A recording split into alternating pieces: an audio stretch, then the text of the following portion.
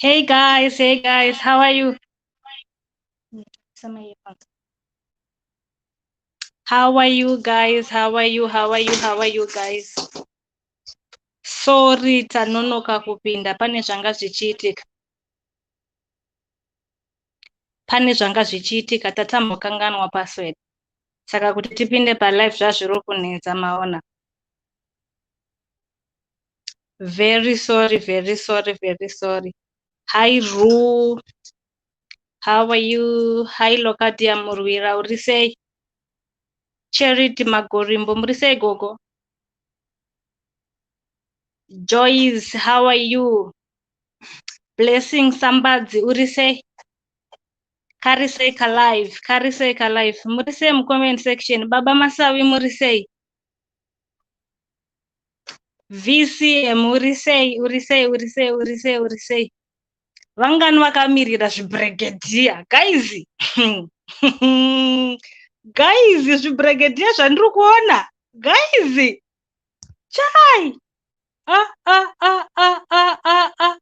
Zvibregedia zvandiri kuona panapa. Amana ka. Yo. Juliet uri sei? Joker 4, my brother, how are you? Gloria Masia, Nox blah blah. How are you guys? How are you? Murisei, Charlotte Kuipa, Urisei, Dr. Modare, Murisei, in comment section, Juice, Murisei. Are you ready for Mabarangisha, guys? Tari, how are you? Birthday Rama Barangisha, guys. Are you ready, guys? Are you ready for Kumbi, guys, to sing happy birthday, guys? Are you ready? Gloria Masia, how are you? Alice Zuze, how are you? Guys, how are you?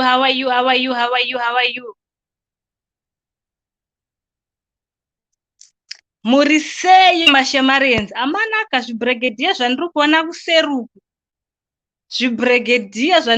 kuseruku. Amanaka. Zvekudaro hazvidi kudaro. Yay! Pakaipa.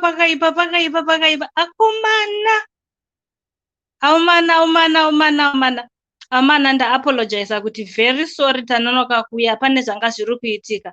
There was a problem, but yawe fixed. Laptop freeze and they were trying to log in, ndakanganwa password and zvazvakaoma. But at least we are here. Ibedhe ramabarangisha, mamurutarisire everything is mabarangisha. Okay. Hi Lady P, uri sei? Pet Zaimoyo, uri sei? Regani mboisa Lady Gwagwa. Lady Gwagwa, are you ready? Wave your hands, Lady Gwagwa, if you are ready. Yeah, wave your hands.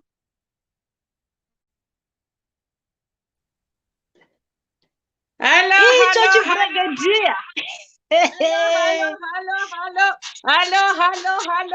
How are you?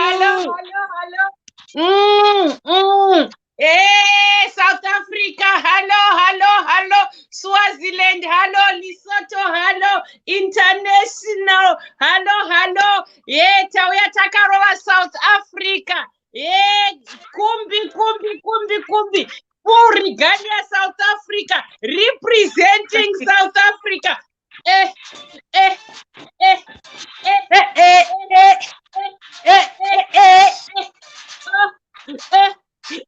Representing South Africa. Kumbi, we love you so much all the way. Takamanya nemadhl tichihoda tichimanya kuti zvingoita South Africa. Yeah, Mashemarians, are you ready, Mashemarians, for the next brigadier? Are you ready? Nyasha, you look amazing, Nyasha. Thank you so much, Lady Gwa. Thank you so much. We are representing Mabarangisha. What else can we do? The brigadier. Yeah. We are ready. Is Shema ready? Shema ready? Shema ready before we bring in Kumbi? Okay, Nyasha. So let's start with Kumbi or Shema. Kumbi or Shema? Kumbi or Shema? Kumbi, tell some comment section. Kumbi or Shema, guys, vote. You need to vote, guys. You need to vote. Kumbi or Shema first. Kumbi or Shema first. Ngava vote in comment section. Guys, Kumbi or Shema, vote, guys, vote. Guys, isema votika. Kana zvakadaro tiri kuzvivharisa izvi. Tiri kuzvivharisa. Or Shema now. Topinzani. Kumbi or Shema. Inini hangu ndoti Shema mana. Indoti Shema kozi Shema nechibrigadier. Ina hangu ndiri kuti Shema mana. Hakuna vote. Taonga no. Shema. Iri kuti Shema. Hanzi nomwe Kumbi. Pina Shema. Shema. Pina kokupedzisira. Ndikuona vanhu vari kungoti Shema awina mana. Shema awina, so yeah. Oh, Shema. Okay. Yeah, it's our privilege and honor to welcome our host, none other than Shema TV.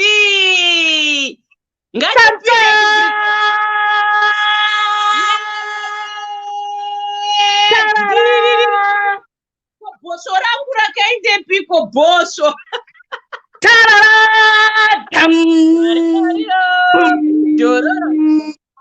Wavamwenga here Shema. Shema wavamwenga here. Kazi sindeni wekusele wekosi. Bao jisosomala. Kuyidolo uvelo waboti. Haibo. Every day, Kumbi to the Kumbesi, Chiwa wedu.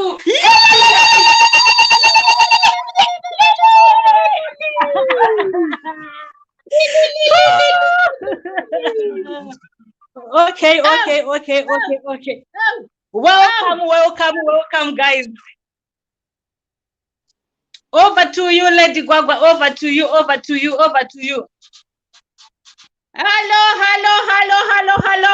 Everybody's here. Nyasha is here. Shema is here. Koringata birthday. Remuridze wa birthday asipo. It's my honor and privilege. Kuti tichiwisa chibrigadier cheShema TV. Our lovely singer. Our lovely Kumbi from South Africa. We love you, Kumbi.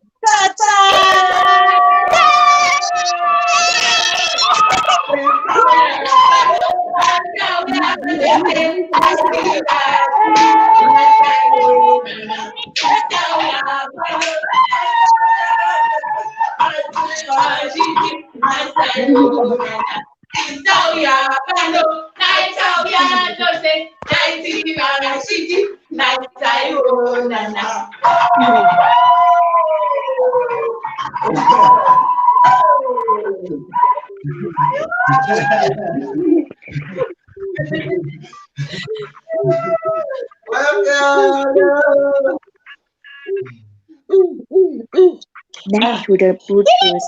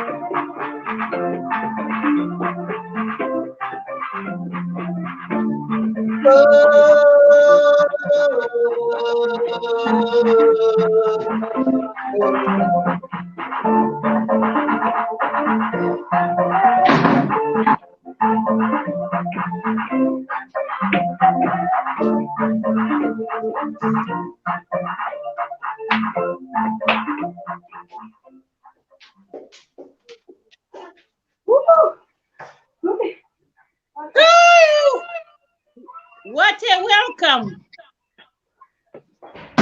Wow.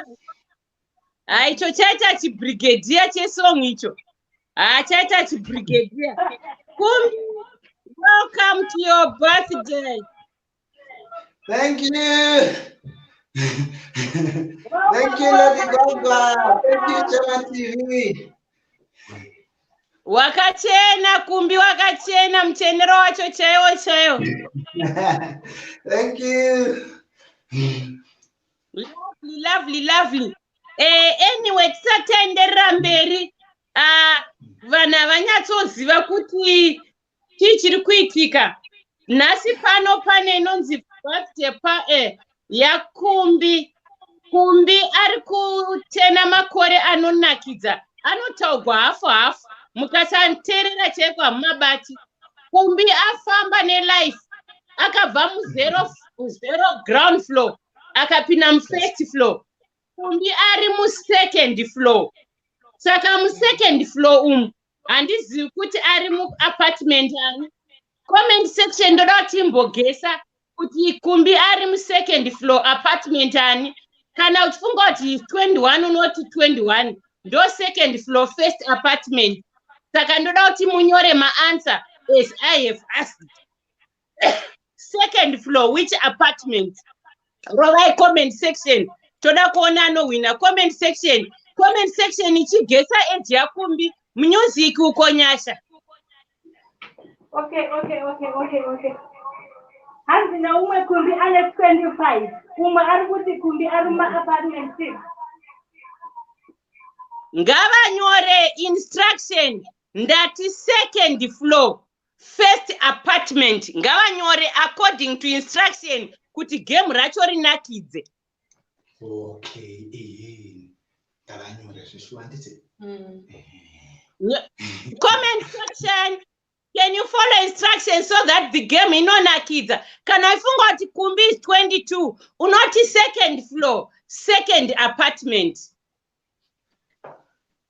Yendei music. Comment section ichigesa age tozovaudza vambotraya. Miss.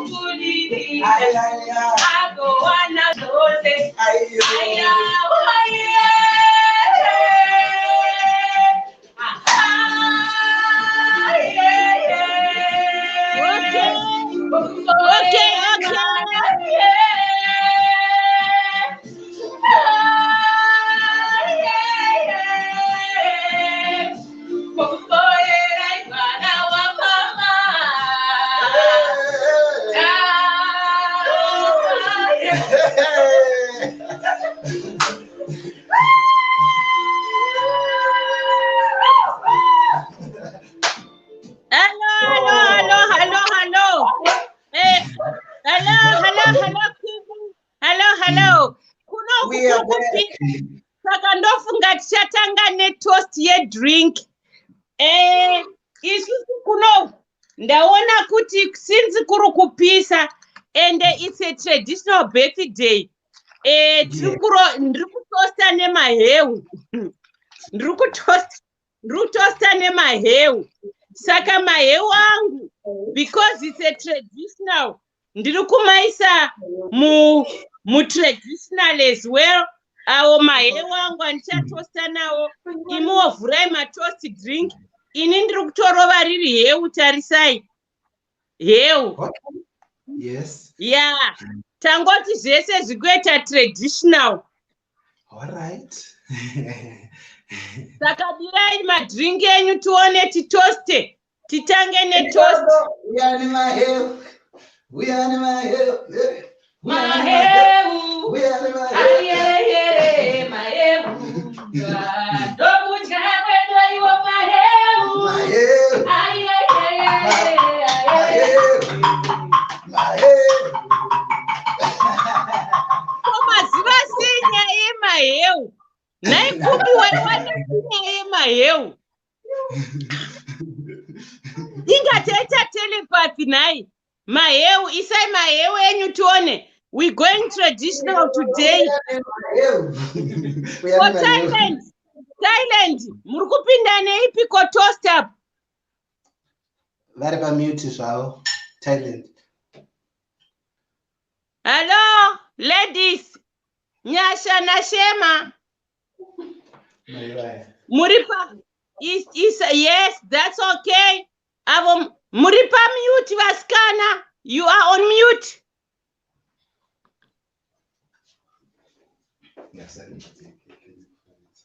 Muripa mute. Yeah, thank you. Let's raise our glasses or zvipuko for toast birthday. To Kumbi with love, we wish you many more. We wish you a long, long life. Ushike mu 9th or 10th floor, Kumbi.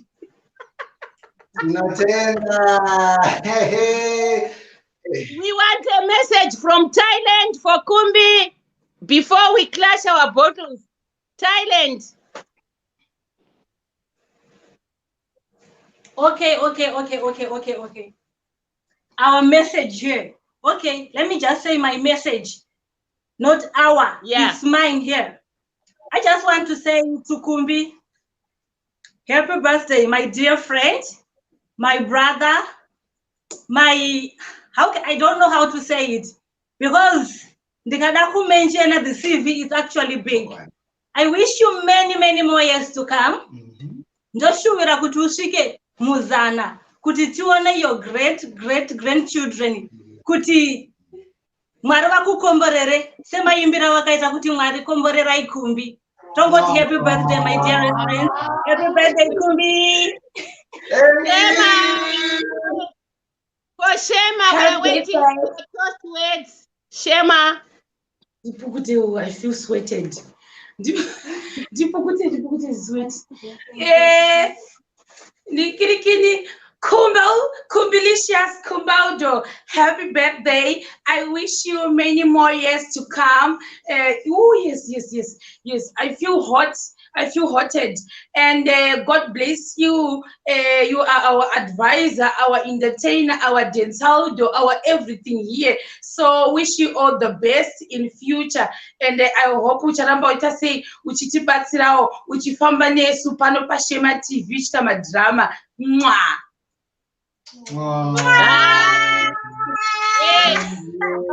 Kumbi, tatasungza our glasses. Can you introduce your guest to us, please? Introduce your guest.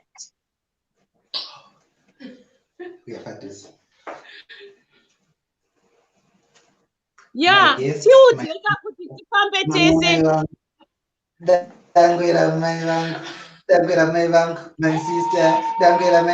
My sister, my sister,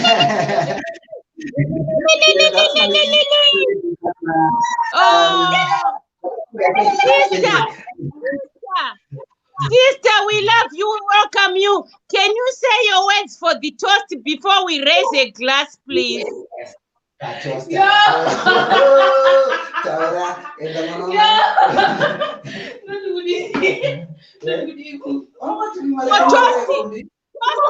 speech.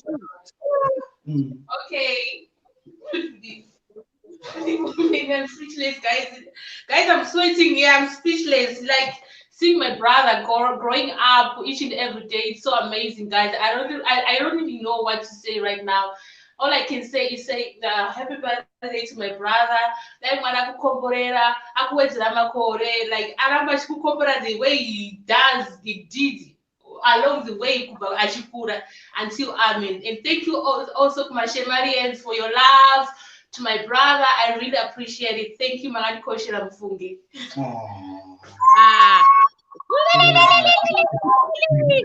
Ngatitisimudzai maglazi vaviri. Ngatite toast for happy birthday to Kumbi. Let's clash our glasses. Happy birthday to Kumbi.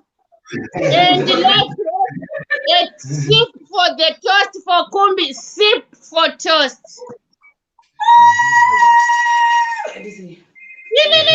Ngatipopuwa kamusic titambire toast. Kamusic titambire toast.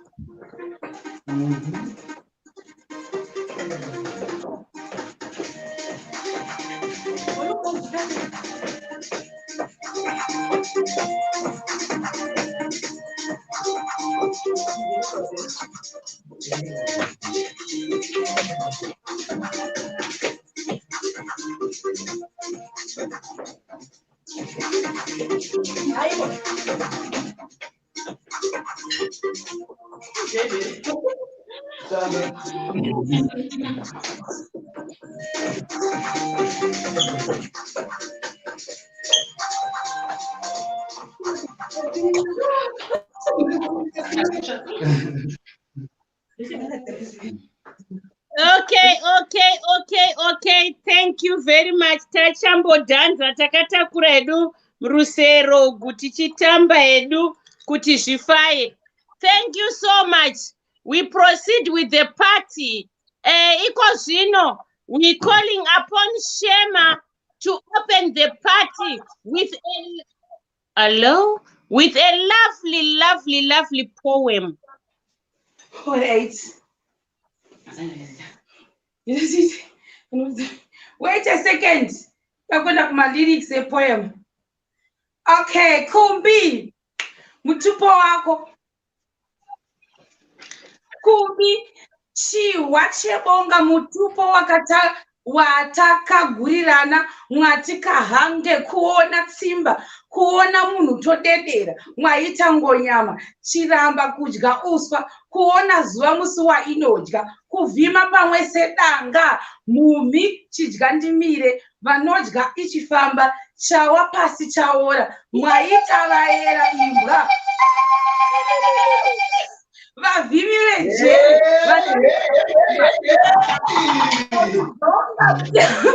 zvaitwa vagarwe kupepeta vatorwa nerurimi chibhende veukama vanonzwa chichengeta varanda haiwa chiwa vanodya zveziya vemawara machena anonga dehwe rehosi rinofukwa musi webira zvaitwa chihwa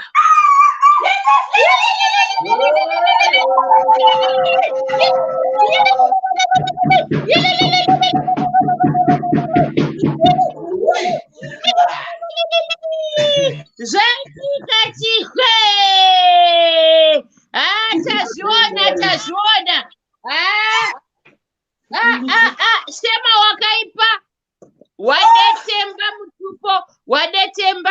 Anyway, iye muzvina birthday ndiye anogara achindatena vanhu. Chimbotindatena for 1 minute nhasi timboona.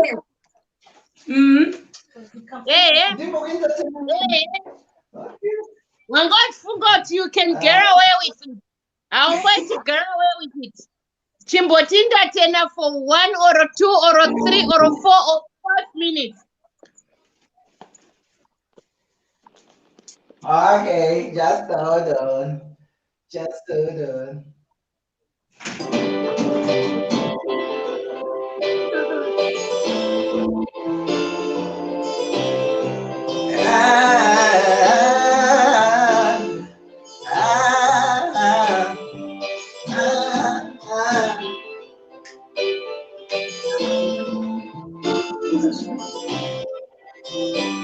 Vino zvangu zvandaichuwira zvakuita nasuno ndave kuchinjangu magiya.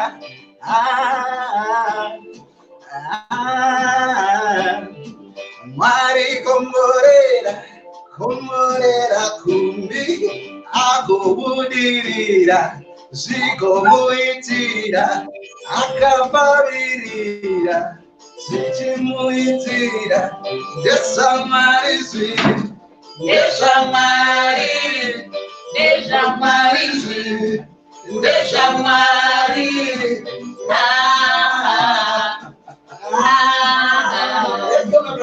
Yes, sir, my brother Kumbi, I thank you for this birthday party.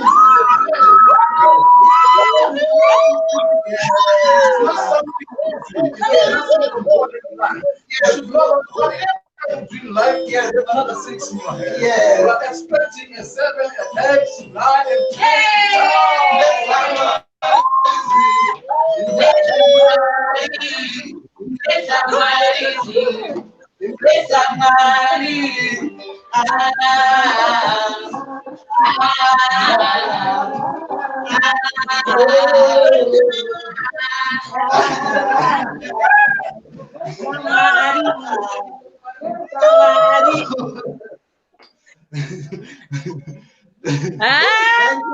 Zvirokwazvo mwaona nhasi chilolipopu changu ndechemukombe. Chilolipopu nhasi kwakaitwa imwe chilolipopu ichi ndechehosho, ichi chihombe ichi chinobudisa mavibes, ichi chiteta ngoita kukukuku. Mwari komborera, komborera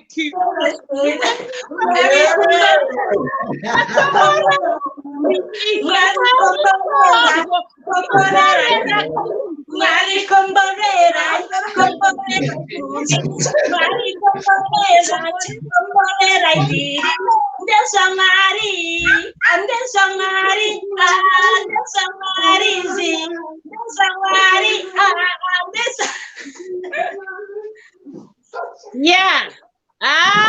Nhasi kuri kunakidza zvokunakidza zviya. Iko zvino takuda kuti timboratidzawo kavanhu kugadzirira madisplay. Havasi kunyatsomaona. Totanga nekwana Kumbi. Tiratidzewo madisplay enyu vanhu vaone. Vanhu vachifurudza. Totanga naKumbi. Tiratidze madisplay enyu zvakakwana. Nyatsoona. Yay! Yay! Wow! Vanhu vamwari. Look at that.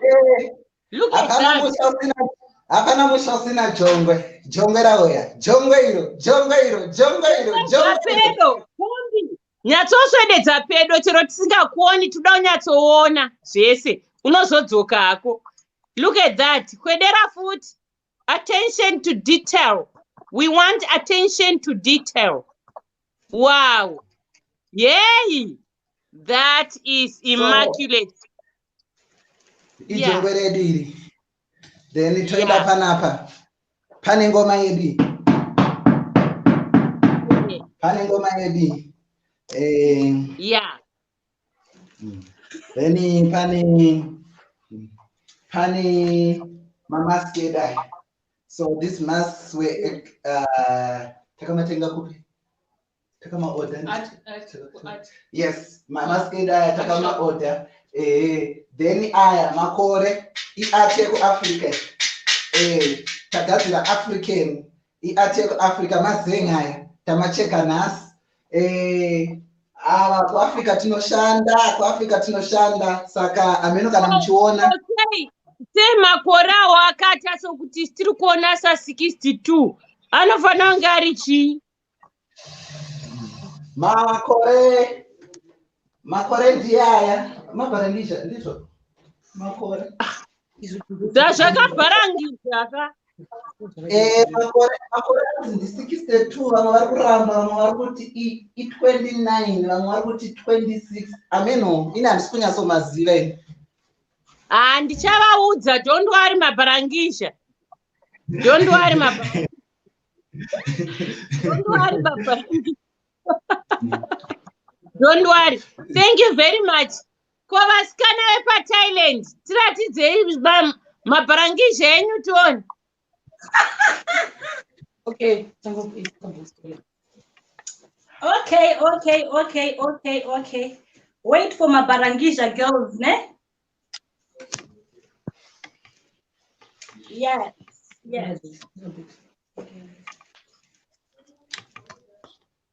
Okay.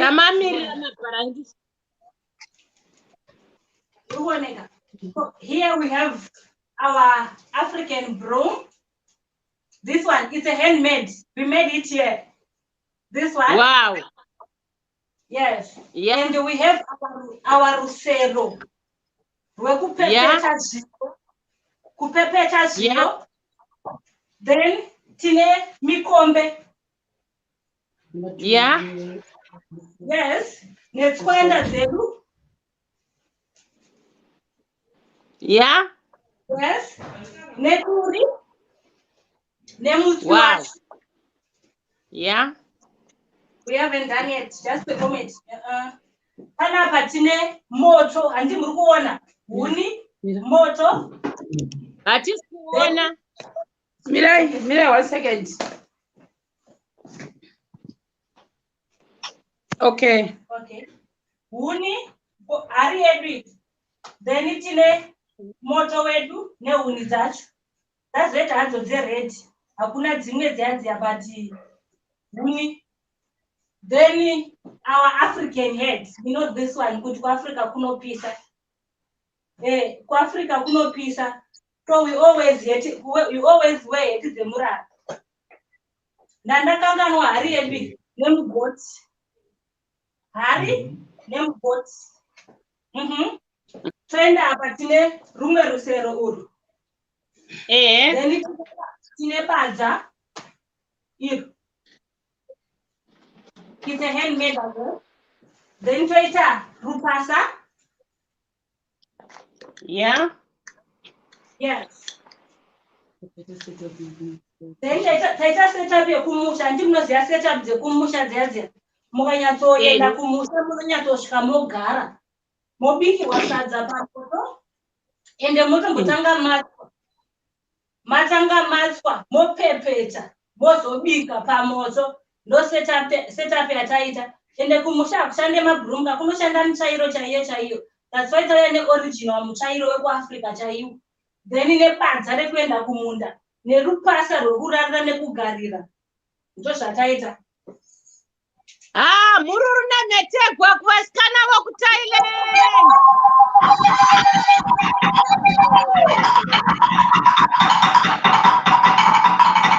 Yes.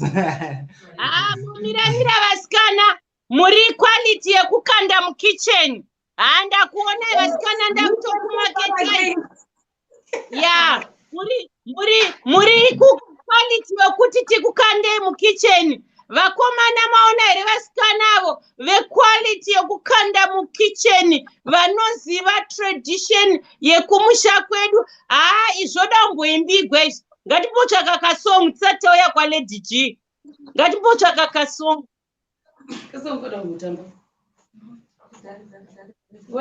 Mirai 1 second. Okay. Vasikana vashereketa kuThailand kusina vamiramira. Yeah. Ende onai maoutfit avo kuratidza kuti vasikana vakarongeka. Vanga vachiva nazvo zvinhu zvekumusha.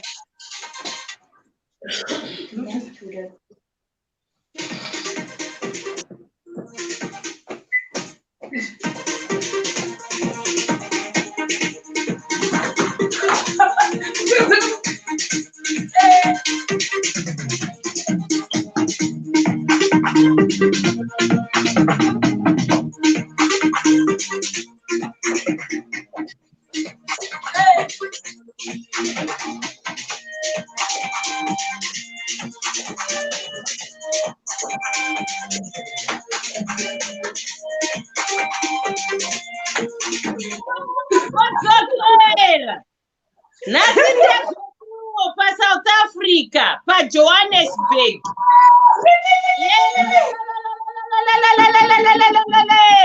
Tavakuya kuno manje kuma plus 44. Tokuradzeta gadzirawo chinyi. Tokutanga microphone yangu uyu mukombe wokutekesa maheu orodoro kana tiri kumusha. Uyu ihosho dzekuridza kuchechi kana panhamo kana pamichato. I've got one phone, so I'll be offline. Then izvi zviri panapa izvi tine, I don't know kana zviri kuoneka, I'm not sure. Tine ichi chiduri, tine chihari, tine baskiti iri baskiti rekutakurira chikafu tichienda kumunda. Then kuseri uko tine mitsvairo nemabhaskiti zvese izvo. Zvakarongeka zvese netungoma. Ndo zviri kuno uku. Chinditambiraiwo muchindikorokotedza. Nditambirai. Ndoda attention zvokuti. Asi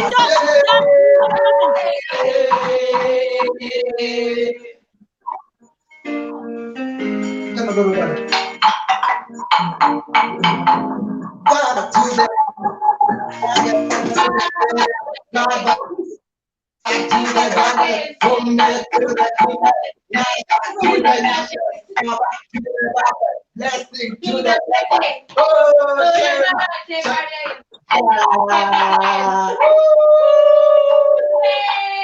Mana, I'm gonna say a dumbalo in a one mana, I'm gonna say a dumbalo, one mana, I'm gonna say a dumbalo, one mana, I'm gonna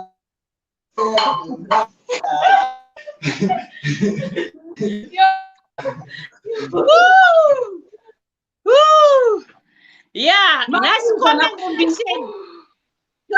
Pinza comment section busy. Comment section. Tijajaiwa madeko aita number 1 in the happy comment section. Robert vote. But I can't vote. But you don't vote. But you don't vote. Oh, what is it? Hey, Baba Benson Masawi kana muripo verengai mavoti. Verengai mavoti Baba Masawi. Verengai mavoti tiri kutamba muchinyora mozonyora finally. Verengai mavoti Baba Masawi kuti vahwina pamadecoration ndevapi kushena chigwagwa oro Kumbi.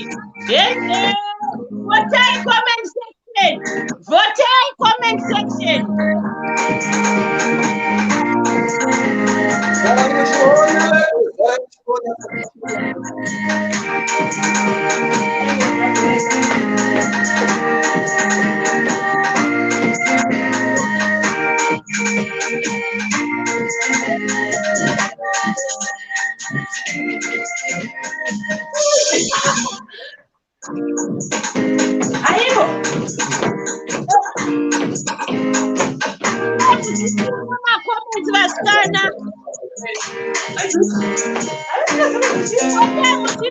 Tuone zviri kugotiwa.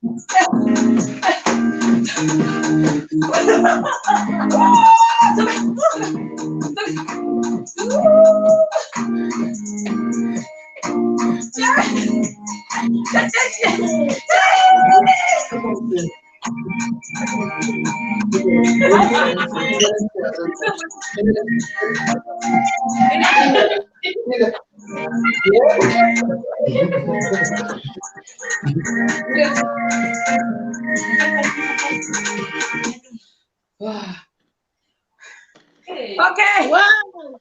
Thank you so much. Vamasawi ngavachinyora pakomenti apa kuti yawina ndeipi. Vamasawi nyorai tione.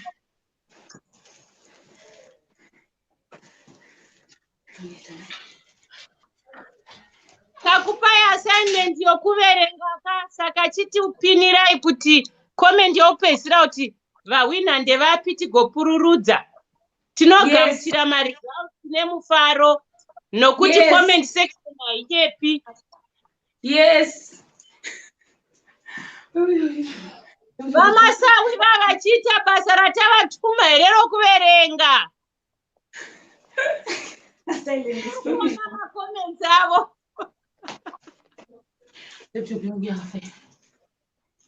Varipo here mucomment section nayo asikana. Kutavavata handisi kuvaona comment section. Kumbi fonera Vamasawi waudze kuti vari kudiwa. Hanzi ndawina.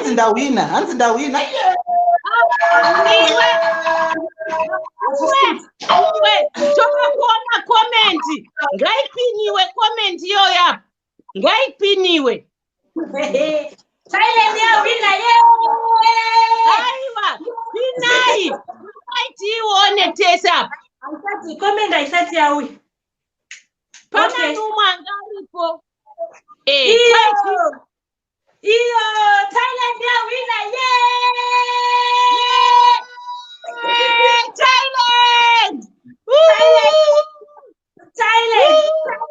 Thailand yawina. Thailand yawina. Thailand. Tawina. Chocolate, shita chocolate. Thailand yawina. Okay, are you ready? Are you ready?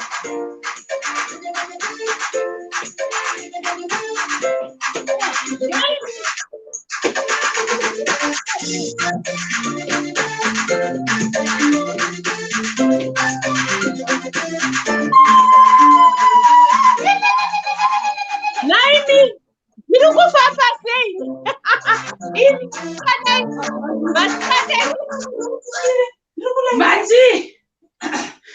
Mati.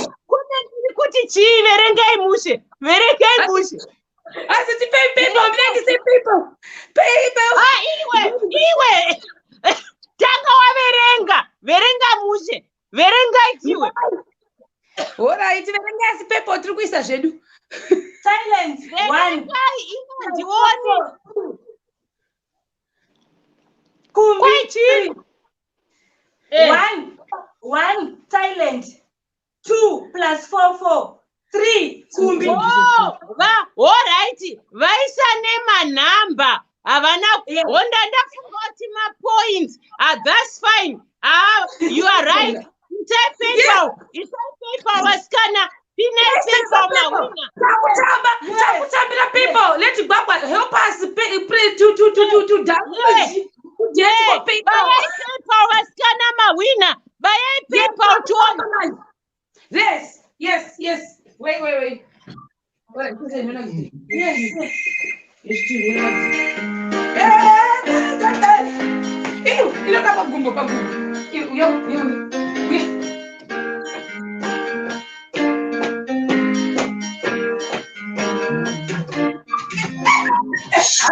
Yes.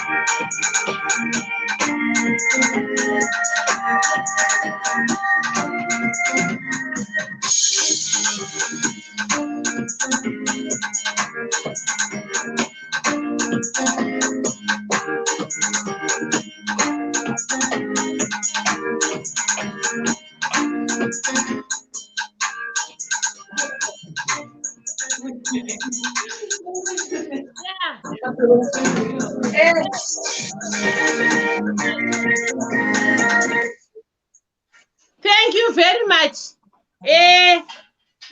Takuinda kuvaudza kuti Kumbi ane makore mangani. Get ready for celebrating what the Lord has done in Kumbi's life.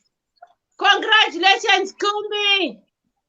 Kumbi, I can't see ya. Congratulations. We want to thank the God Almighty, Ebenezer. That's far the Lord has taken you.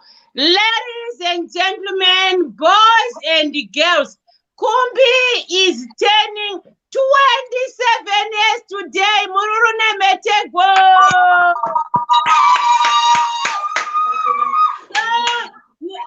The correct answer was second floor, 7th apartment. Saka awina ndiani, second floor, 7th apartment. Muniye ndiye awina akwanisa udero. Ngati pururudzire Kumbi asvika 27.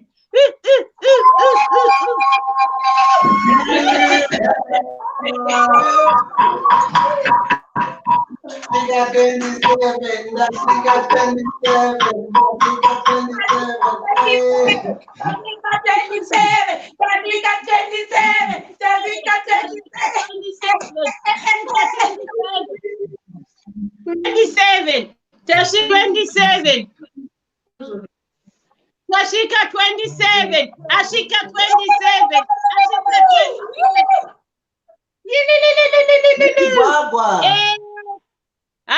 And this kuziwa kuti. Hello.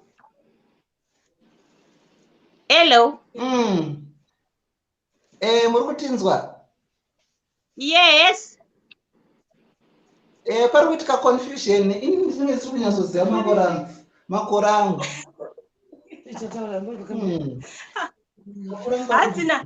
I think Kumbi anenge ane 26. Kumbi hauna mabharangizha here? Ani makore angu asi kunyasoziva.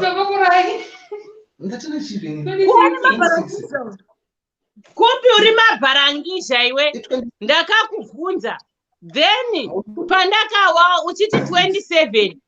Manjenjenje aikugadzirira keke. Akati Lady Gwagwa Kumbi is 26. Ndikati aiwa ndati 27 anditi 27 uri mabharangisha iwe Ndimabarangisha.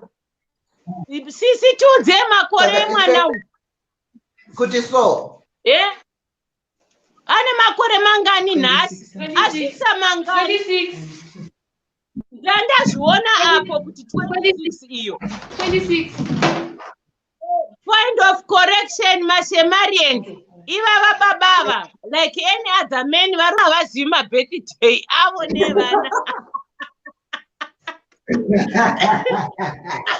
What 26? Oh, okay. Yeah. That's good. That's good. Ndandazviona ini kuti 26 iyo. So, vati 26 ndo vagona. Our Kumbi has turned 26 today. Our Kura Kumbi. Wava mature. You are getting into mature. Tinotenda Mwari. Saka chimbotinda tena iwewe uchicelebrate 26 yako tisatenda pachikamu chinotevera. Oh, okay. Done 26. Wow, guys. All right. Okay. Tinotenda. Ndupuya.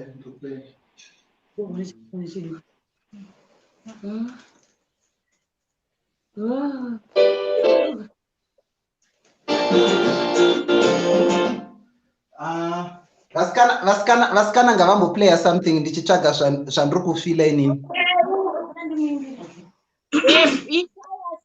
Okay. Ichatone basi. Regai ndiimbe. Ndanombotanga ndagadzira pauro. Okay. 1, 2, 3, go. Ndiani waizvifungira kuti Kumbi angakure kusvika nhasi? Ndiani waizvifungira kuti Kumbi angakure kusvika nhasi? Maitiro ake Mwari anoshamisa, maitiro ake Mwari anoshamisa aya mangwanani zuva richibuda masikati kana ropisa manheru kana rodoka. Haleluya.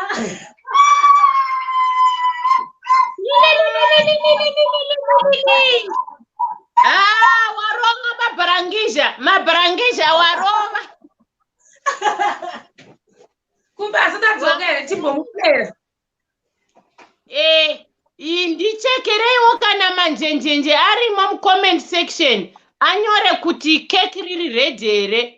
Manjenjenje ngaaanze. Is the cake ready? Ngaanyore mucomment section. Tinandiwo. Zvaita.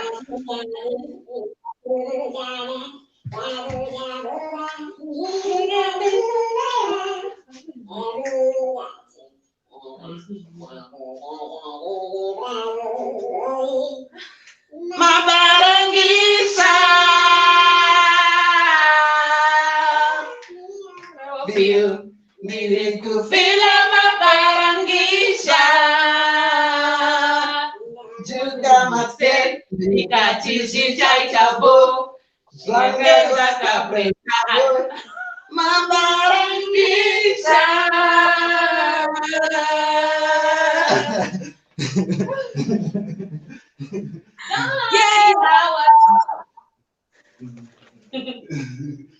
Yauya here comment yamanjenjenje.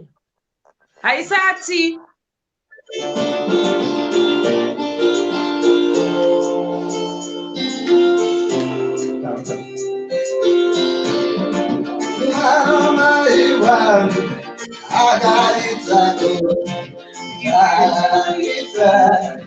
Mabarangisa.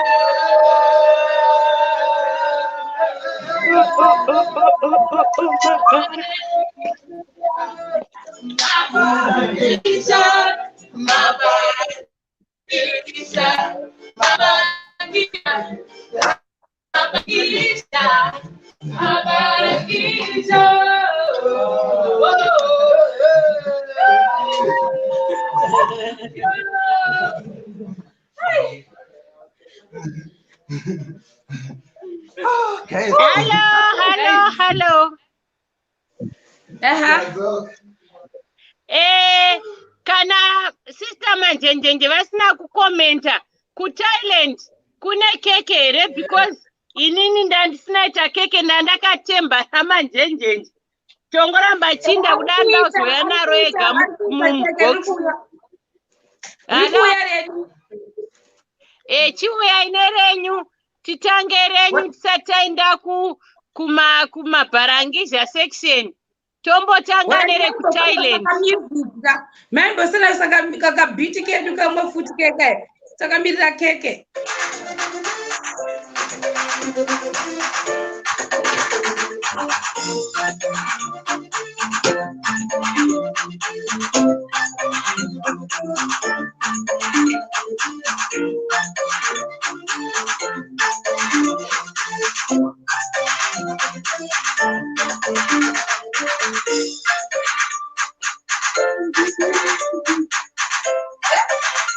Kamu tahu ya nyasa?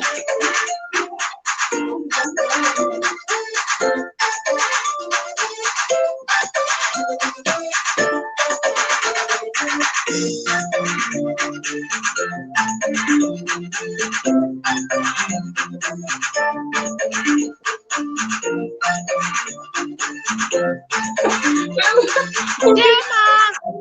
Hello, Shema. Hello. Hello. Wait. Hi, Shema. Okay. Auya manjenjenje. Vava ready. Vaisire link. All right. Only manjenjenje guys.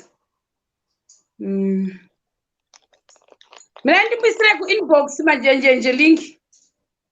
Jambo please. All right. Wait a second. Ndichi manjenjenje link ku inbox. Oh manjenjenje.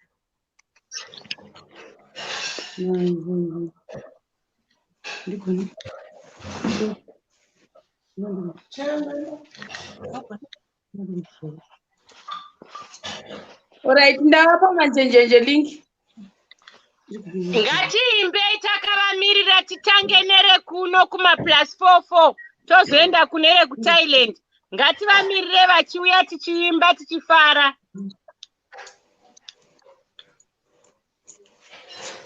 Muda kutimbe kwatiridze kumbe une zvekuridza yako koga kwatoremba zvedu tichiridza isusu. Ridzai zvenyu zviya zviri kufaya. Alright, manjenjenje is here. Okay.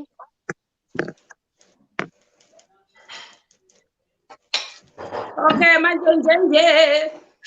Hello. Hello.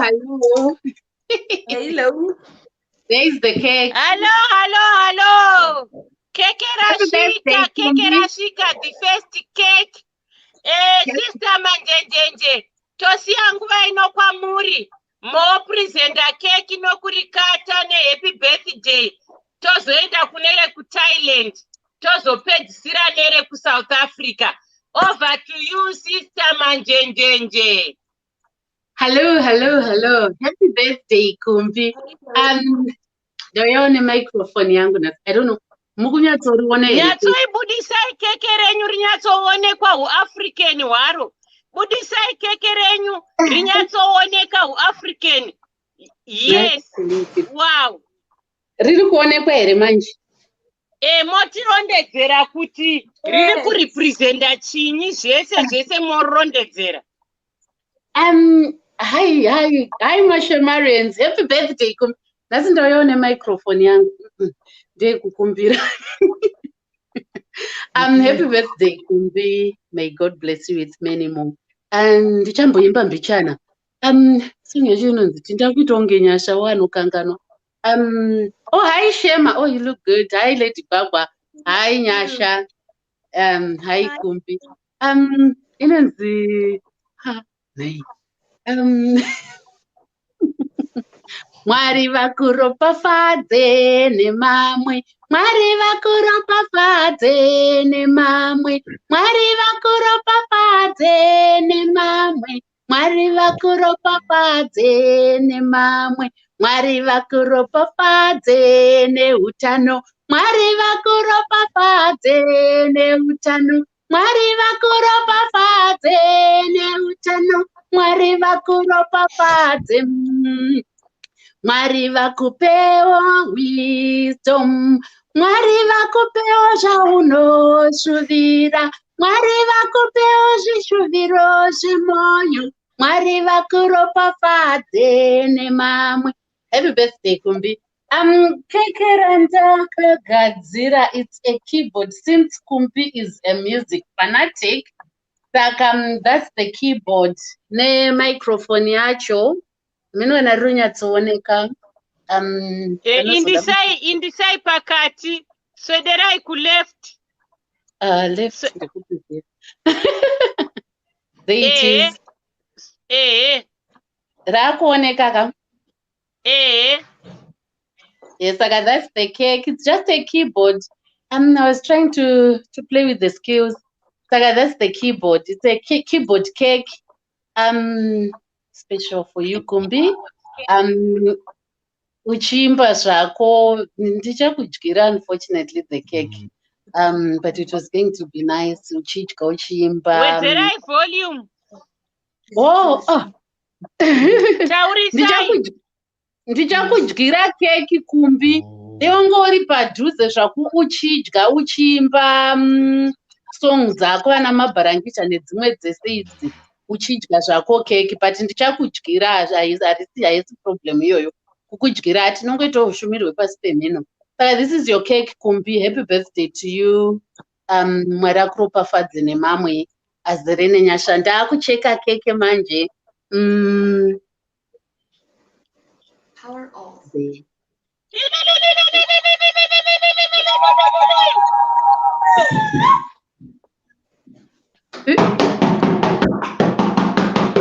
Isaika music tichiterera tichiona keke richichekwa vasikana. Isaika music tongoterera.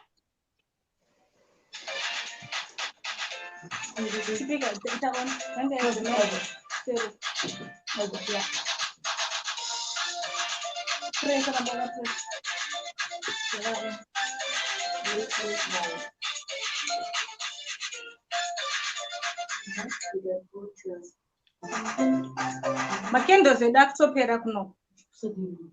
Oh, sorry. Oh, so that's the cake. Kumbi ndacheka cake rako. Happy birthday. Thank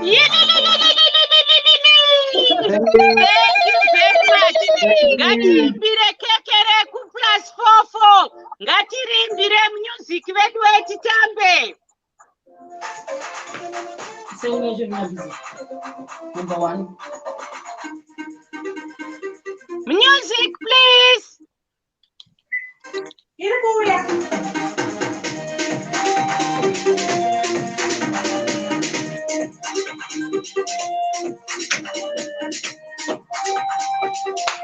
Ngatitambe tese tichifarira keke naivo vamanjenjenjeranje.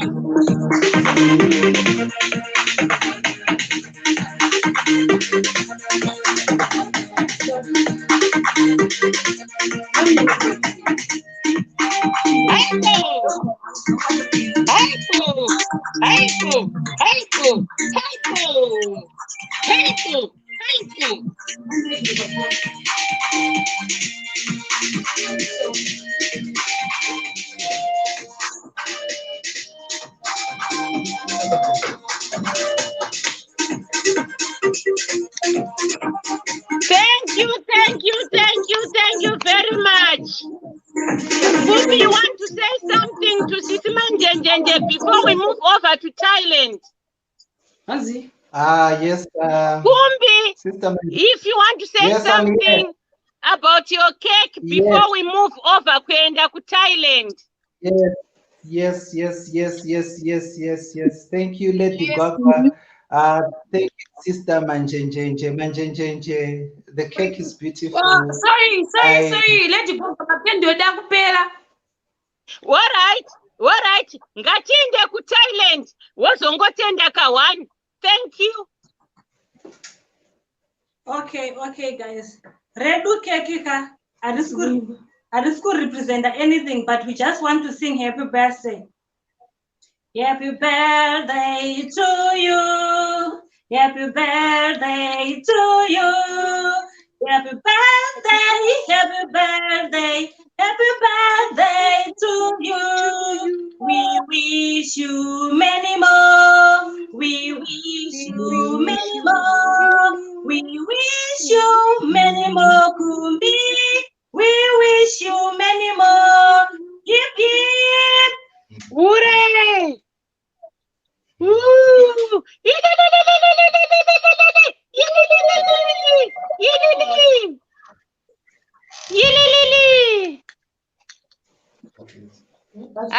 Thank you very much, ladies. That cake is beautiful.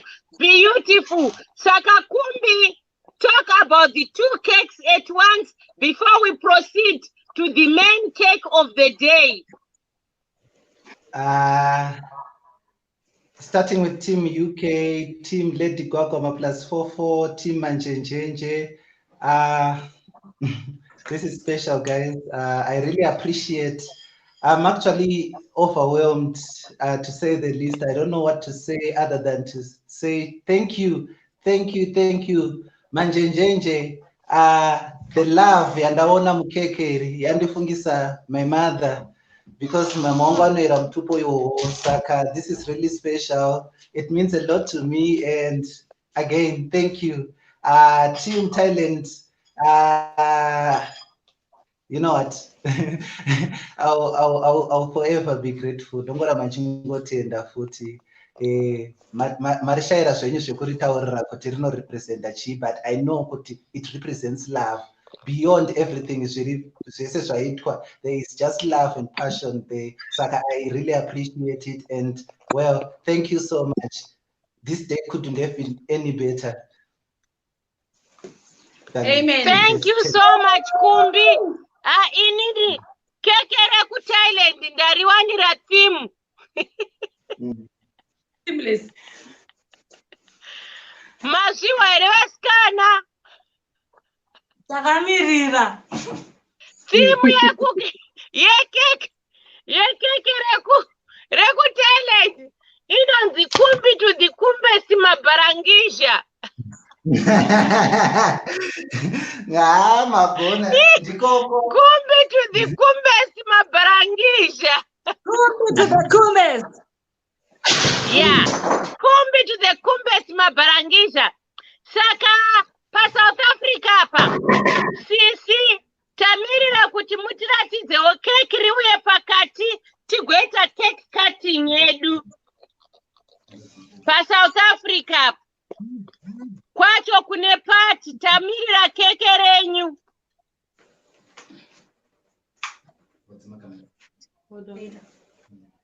Okay. Vasikana fanoiti entertainai vambodzisa video kuitira kuti varonge madhiri.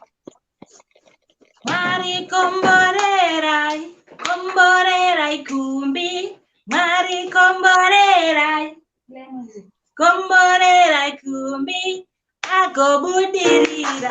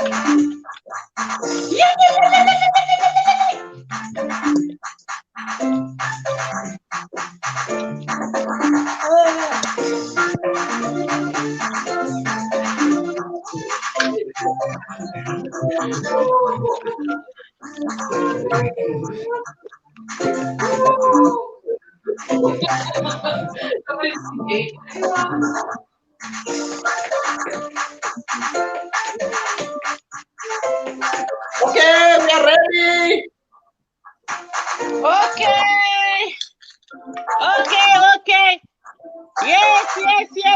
Yes. We are waiting. I don't know if you can see, the cake is big, it's huge. We can't see kudai we uka reposition. If you reposition your wow. Atisinyatsoona, can she slide kungoreke kambichan? Wow!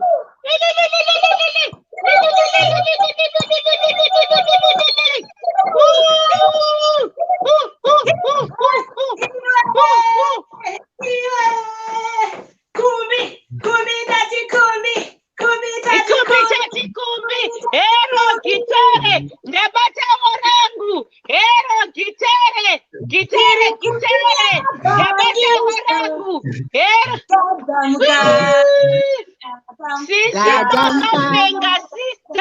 Sister Remunu, sisi kekere niro rino. Kuma plus 44, kwa piano, ku South Africa, gitare, ku Thailand, Kumbi to the Kumbesti maparangisha.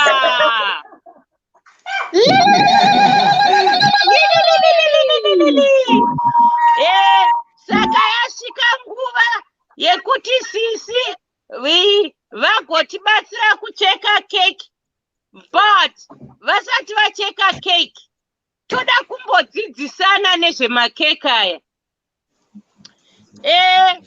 A cake should be themed according to the person. And murukona zvaitwa na mabharangisha vagona visingaiti, vanonyatsoziva shamwari yavo kuti inonzi mabharangisha, vabva vaita keke ravo rechocolate nemabharangisha. Ndomubva manjenjenje anoziva brother yake, ndomubva aita keyboard nemicrophone. Then paSouth Africa apa sistren vanoziva brother yavo kuti ine gitare rekwa left asi ari right handed. Kumba akatiudza kuti gitare rake akatenga asingaziye kuti kune left hand guitar ne right hand guitar, but ndofunga nhasi sister vagadzirisa keke re-right hand guitar. Inino kuno ndakagadzirawo gitare rangu iri remusika iri, imisika nemigoti zvakabatanidzwa. Ndinenge ndanzingoprofitawo hangu. Ka prophetess Lady Gwagwa. Ndinoita zvese. Yeah. So tinoda kuona Kumbi achicheka keke rake achidya, topemberera, tozoenda muchikamu chokupedzisira chezvipo nemaspeech. Okay. Over to you, South Africa team. Mami chida kuti nimbotaura zvishoma here nezvekeke.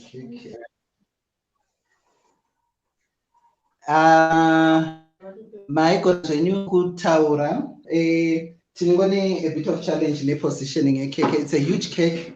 It's a very big cake. So rukunyatsotadza kubuda nemakamera edu. So what we'll do, we'll cut it, then torunza pamberi pecamera. It's very big. It's very huge. That's fine. It's very huge. Imichikatai tichitaura nezvekeke. Keke raitwa riri gitare kuratidza kuti Kumbi anoda gita. Mukati macho maiswa ma-ingredients okuratidza kuti sevanhu tinombowana zvinovava muupenyu, zvirimo zvaiswa zvinovava, tinombowanawo zvinodhaka, zvaiswawo zvinodhaka, tinowanawo zvinotapira, the good part about life, zvaiswawo zvinotapira. Then munoiswawo vamwanisa ma-preservative kuratidza kuti life yaKumbi yapwa preserved, yasiliwa muicing iyo, zvose zviri mukati hatichazvioni. Saka life yaKumbi haifaniri kungoita bible everywhere. Zvimwe unongosilawo Kumbi sezvakaitwa keke rako, kungonakawo kunei. You are a sweet young man. I know you from Kuseri. Urambe wakadaro Kumbi. Kumbi ane full of respect. Kana achitaura newe anenge achitoti mama. Anotanga ati mama, ozoti Lady Gwagwa, asi atanga atoti mama. Urambe wakadaro Kumbi. Iyoyo wisdom yokurespecta vanhu vakuru nevamwe vanhu. You are a calm young man. May the Lord bless you. Ndo calmness yatiri kuona pakeke yako. Amen. Thank you.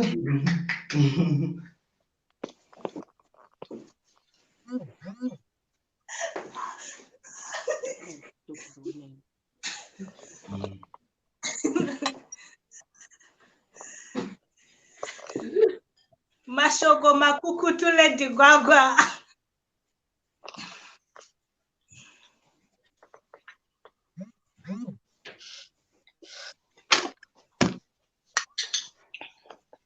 Yeah, over to you, South Africa. Chiita izvekeke nokutaura ikoko.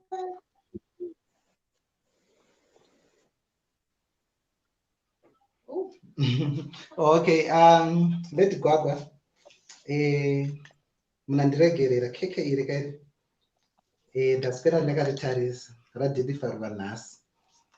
Ndaspera ndakaritarisa. Moyo wangu wamboda kucheka since ndiri maBarangizha. Ndada kuricheka. Kuti ndinzwe kuti ndofunga vamwe muri kuzvinzwa here? Okay, maybe ndisiri kunzwa. Okay. Saka okay, lega ndiwedzere kuti munzwe. Makundizwa. Yeah, zvanani. You don't know this guy. Okay. Ndati keke iri ndanga ndine chidokwa chekuricheka nekudya nekunzwa kuti keke iri kumboita sei nekuti rakagadzirwa richirepresenta something I love very much. Saka parasvika ndamboda kuti ndicheke, ndocheka pazasi kuti maybe mashemarenzi haaoni here kuti ndaricheka pazasi ndamboridya ndambonzwa kuti keke riri kuita sei. Asi moyo wangu waramba. Ndamira, ndikamirira, ende ndamirira zviripo. Handina zvakawanda pane zvekuwedzera pane zvamataura pamusoro pemakeke. Asi ndine mufaro wakawanda kwazvo pamusoro aro zvariri uye zvariri kutiriri. Ende ndinongotenda vakabatsira kuti keke iroro rivepo. I think ndobva ndatongotaura ndisati ndakanganwa. Harina kungouya kwangu ndega. Keke iroro ikeke rakagadzirwa nekuda kwerudo. Saka even pandaritesta ndanzwa iro rudo iroro. Ndanzwa moyo munyoro nekuitirana zvakanaka. Saka ndinongotenda. Tiri kutenda chose. Ngatiwanikwe guyo gwekupemberera tichidya makeke kwese kwatiri uko. Everybody go on your cakes. Yes, for the next 2 minutes, everybody go on your cakes and we celebrate and eat our cakes. Ndakutoponetawo ka cup of tea kangu wa mukitchen. kapoti tichidya makeke kapoti ndautonotorawo zvangu kitchen. Saka Nyasha, I hand over to you chimbosara uchientertaina vanhu. Ndichambonotora cup of tea kitchen. Okay.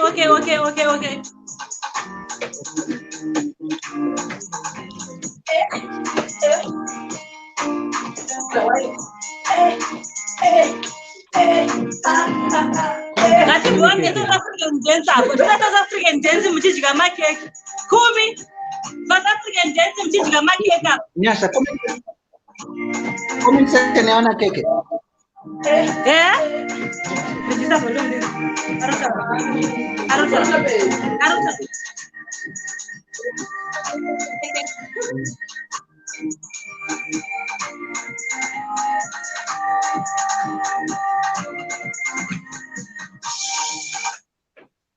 Kumbi, what were you saying?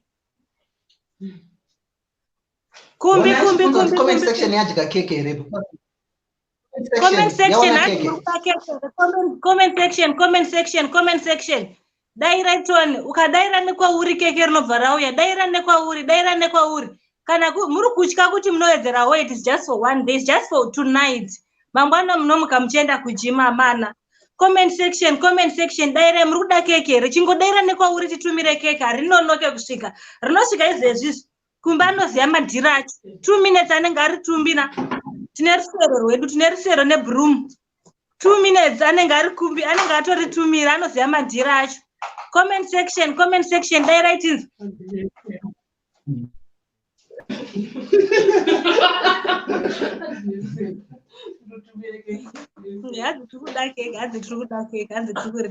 Shamari Kumbi vanhu vari kuda keke mucomment section. Tumirai.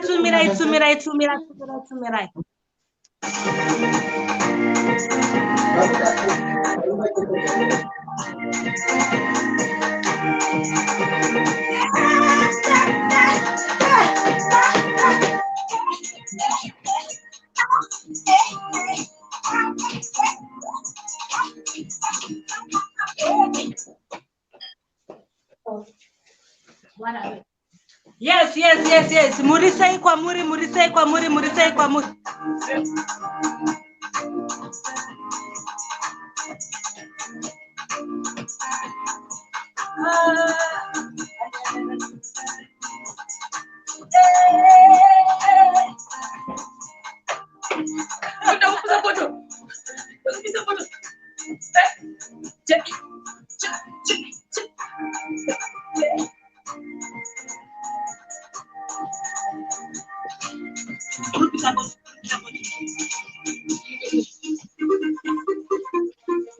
Yes. Mascara se muri kune vachangoti joina. Poza. Music.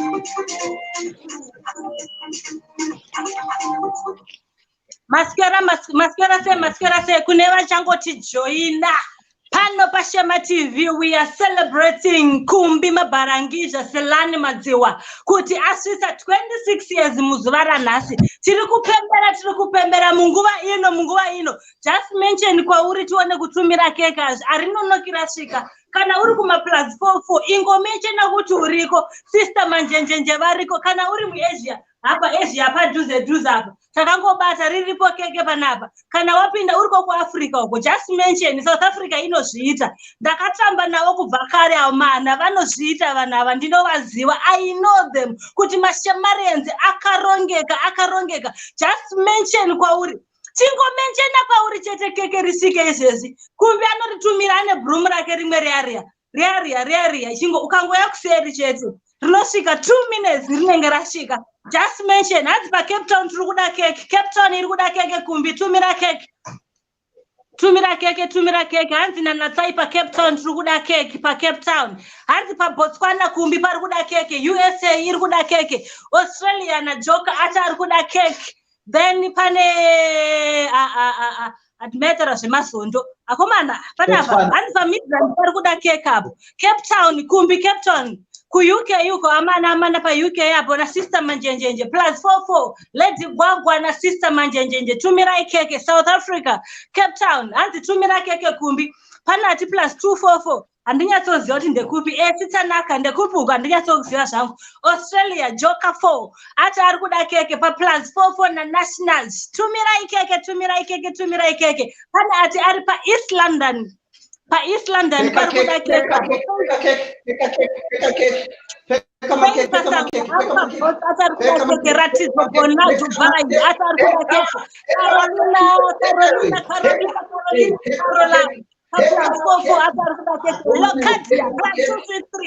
Zimbabwe hapo uyu ndiani uyu anti Mwanyara Cape Town Vimusiwa Pretoria Barbara Gokwe yapindira hanzi pa Gokwe havangasariri Gokwe yati hatingasariri totopindira chete pana ari pa Angola apa ati ndingasarira kudya keke fiti kuAfrica rakutopera keke ndikuzviona vanhu vakangwara pana ati +66 which is zivai Vanessa Ruzungu don't worry pa Bangkok rinosvika Pretty guys on +44 akomana riri kuuya keke from sister manjenjenje +242 Chakozani Mlalea +961 where is that? I don't know that one. India, Pakistan, something like that. I don't know. But keke riri kupinza if you are in Asia don't worry.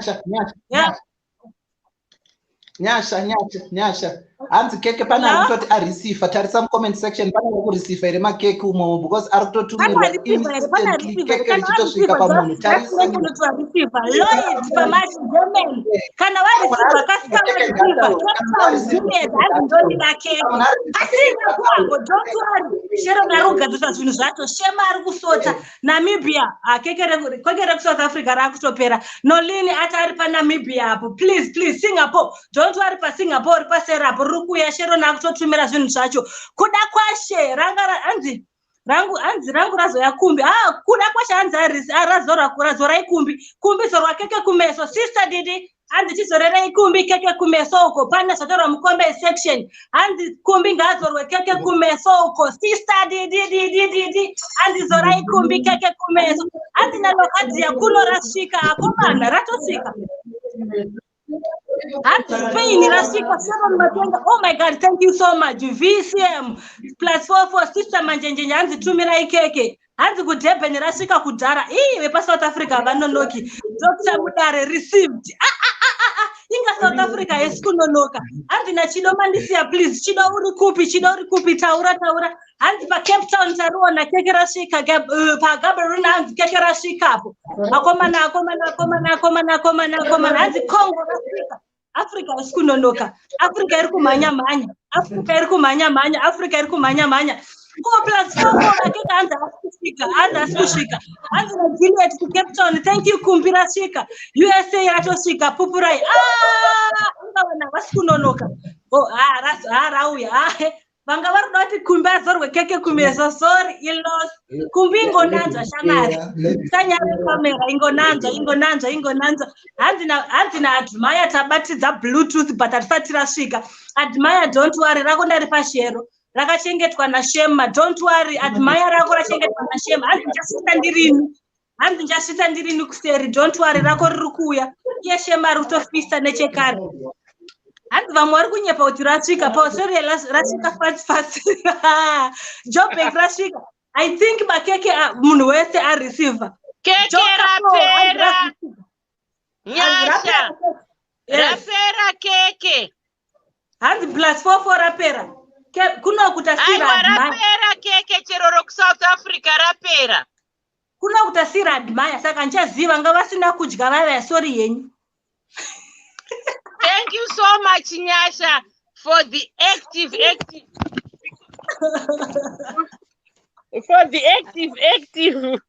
entertainment. Yeah, we're still going on with our party. Tadya kwanzuka megasha unozatswa nekudya. Yeah, tadya taguta keke vamwe tatobika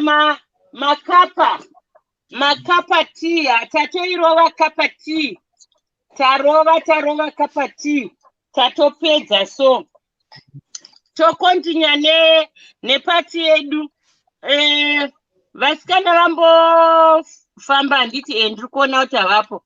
Kumbi shamwari, chimbotitirawo zvemabharangisha. Mabarangisha. Izvo.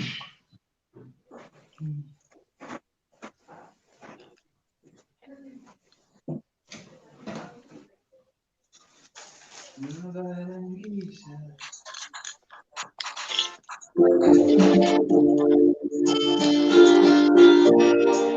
Mabarangisha. Mabarangisha. Hey, Mabarangisha. Mabarangisha. Mabarangisha.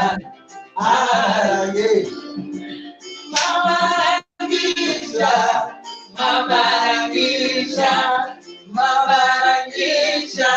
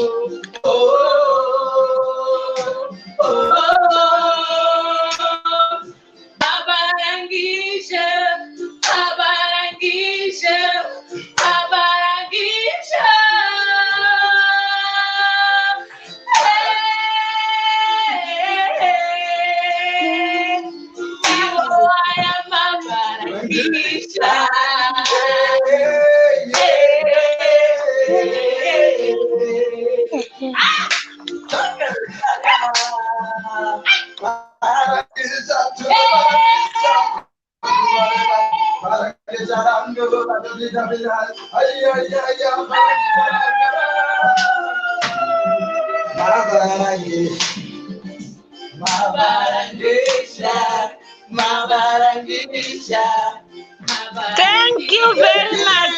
Thank you. Thank you. Oh, thank you so much. Thank you so much.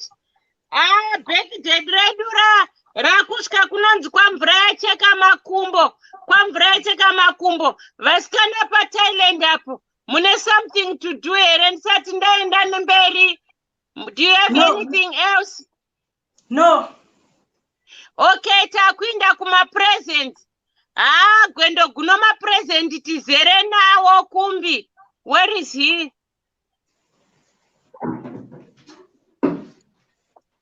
Takusvika pama-presents Kumbi. Vanhu vazhinji kwanzi present dzako dziri kuuya hameno kwai kumaseri-seri hameno ikokwa kuno. Handizivi chinonzi kuseri chii. Ndongo hapana pasvingoi kuseri. Saka ina handizi. Nai Nyasha kuseri chii Nyasha? Kuseri ka ku-private. Kuseri kuyapera. Chito chindiri chembere. MC chembere. Inoda kuhwisisa handidi kuasuma. Kunonzi kuseri chii? Zvinodependa zvashandiswa papi word zvacho. Pane zvichinzi kwanzi ko ma-present kwanzi kuseri. Kwai kuseri ma-present. Which means ndeyekumberi, ndeyemhando yepamusoro. Kana achinzi kuseri. Okay. Isu kuna ma+44. Takawana a list yema-present. Vanhu vacho havasi kuda kuti ataugwe. Ana Sisi Eunice. So Sisi Eunice is gonna sort you kuseri. All right. Washiwa here Kumbi? Hanzi kuseri Kumbi. Ndikunzwa. Ku inbox. Kudm. All right. Chokwadi. Asi handiti zvichazovhugwa hazvo. Vamwe vakati kuseri kuda vamwe vangu vakamirira zuva ranhasi. Ndosaka takuda kuti tipendere kuitira kuti vanhu vachitanga kupinda mubox vakuwishe. Ndofunga vana they can't wait to wish you happy birthday. Shema, is it okay kuti tipendere muchitanga kupinza vanhu? Yes, last song. Kumbi, ma-presents vazhinji vachakubata kuseri. Tiri kuitira kuti tikatanga kuanaunsa ma-present panapa.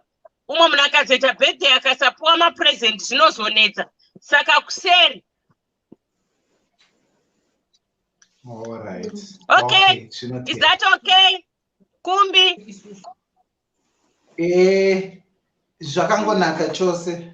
Kuseri. Thank you very much. Saka takutamba tese tiri 4 kokupedzisera. Then we hand over to our host Shema TV kuti achitanga hake kuedha vanhu. Okay.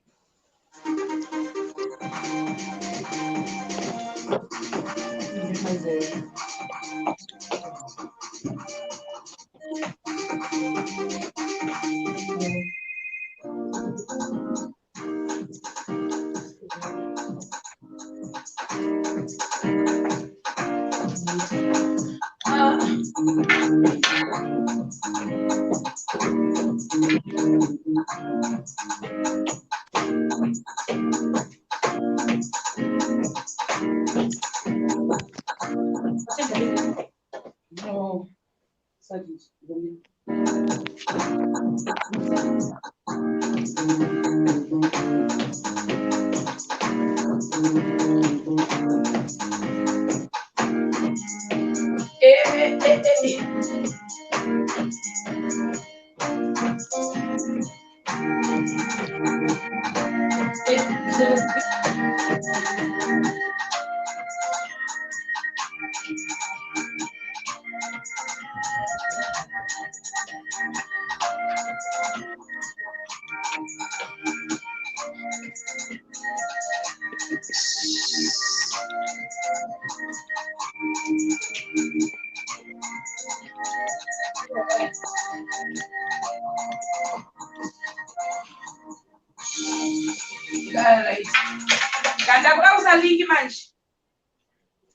Guys, chigadzirirai vari kuda kupinda box. Link yakuuya. Link. Be ready, guys.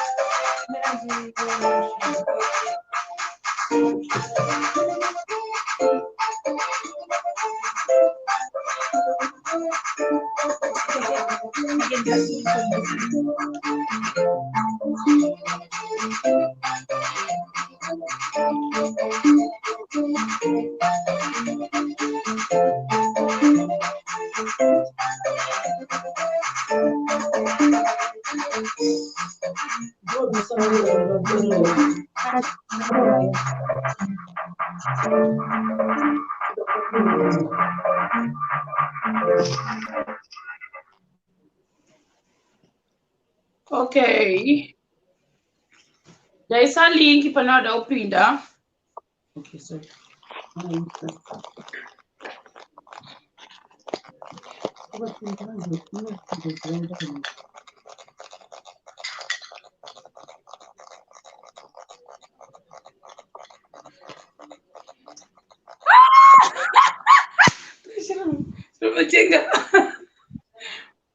Lincoln. Hello, Ndebe. Maskora sei. Hapana. Oh. Say. Right. Magadi lady kwakwa. Lincoln ndiribo tiri papati zviri kufaya. Zviri kufaya. Ini ndatomuka nhasi ndandiri mupati mutu zuva rese. Yeah. Utini pela, utini sichele sizwe. Hayi ngiyajabula ngiyathokoza. Ufuna ukuthi ukukumbi phela, it's Kumbi's day.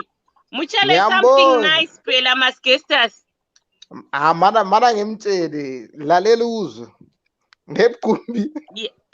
Yeah. Kuluma la. Yeah. Debe agorisei. Ndiribo fara. Since morning I've been enjoying on your behalf. I wouldn't lie. Like I was in the party mood. And I really want to say happy birthday. I wish you all the best. And as your year begins today, so shall you start social, like Andy, you always run a gore one, but to you I say as your years are being increased, so shall your wisdom be. I wouldn't mind seeing you in the next coming 20 years, digital route. Hey, when we first celebrated your birthday, it was something else.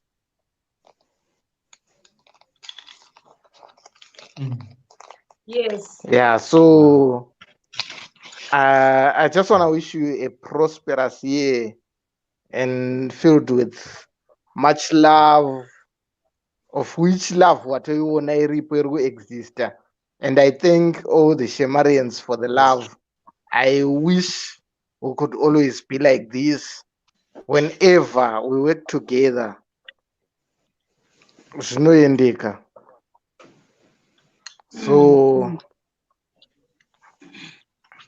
I pray you have like ma. Lincoln, ndakutext, sorry, out of context. Ndakutext a message. By Instagram. Yes, because ndakuti MC for next week. So ndokumbira not kuti ndokudemand for fashion week yedu. I'll just brief you. No, it's okay. There hapana problem. Fashion. So you mambe vandataura nekudhara ari kuita judge. Then you can be our MC for fashion. It's fine, no problem. It's next week Sunday or what? Next week Sunday, same time. It's fine, perfect. Definitely. Ndanza ndadzokera. Pari Kumbi keke rasvika but ranga richitapirisa stereki. Waranga richitapirisa. Aiwa majika kune tambo dzacho kune tambo kunotapira. Dai majika. I think you mandipa chaya chinochunwa chacho ndo pabuda pese. Takupa panochuna because ndakati vawedzere shuga ipapa vawedzere because ndo panobva machuni ese. All right, thanks guys. But thank you so much, Lincoln. Appreciated. Message it's fine. Well received, and well, we can only get better. I'm glad you're happy. Okay. Thank you, Lincoln. Thank you so much. Hey, Amy. What you say? Volume. Okay, Nyasha, Shema, Lady Gwa, Kumbi, Tauya ne juice, ne drink. Happy birthday, Mkoma Kumbi. We wish you many more years. Thank you. Musike muzana, Mkoma kana mazana maviri, kana mazana matatu. chokwadi ndosvika.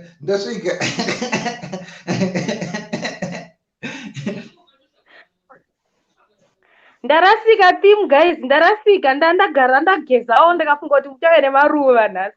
Ndarasika. It's okay. Mabarangisha. Ndaita mabarangisha. Thank you so you. much. Thank you so much. Thank Bye. you. Thailand, munotamba guys. Thank you for tuning in. Thank you. Alright, tikatise mumwe. Alright. Shero. Ndiani waronga kudai, ndimwari wakanaka. Tati ndiani waronga kudai, ndimwari wakanaka. Ndimwari wakanaka, ndimwari wakanaka. Happy birthday Kumbi. Urukiona here simu. Ayo. Hey. Mandipinza busy guys. Andina kana one thing che African. Ndo bandatora scarf, bandati mumusoro, bandatora Zambia, bandasunga kumsana, zvaba zvatobuda. Ndimwari wakanaka. Happy birthday Kumbi. Wish you many more years to come. Ndimwari wakanaka. Ndimwari wakanaka. Ndimwari wakanaka. Ndimwari wakanaka. Ndimwari wakanaka.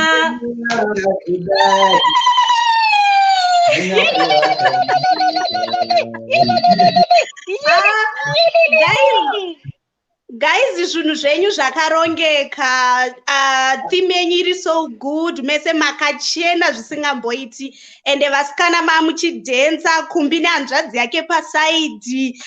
Lady Gwagwa handichatauri. My way, hi guys, everything is just on point. Yes. Thank you so much. Iwewe, we appreciate your creativity. Kungotuona takadai wa manya. Ukamanya. You are looking. Mwah. Thank you. Alright, enjoy guys. Ragaindidzokera comment section. Alright, thanks. Okay.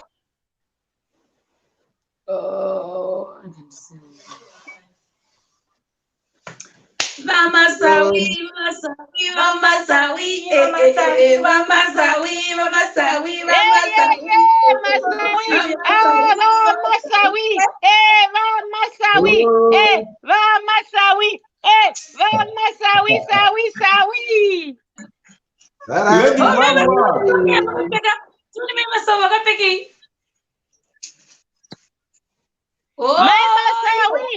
Toda kuona simu yenyu.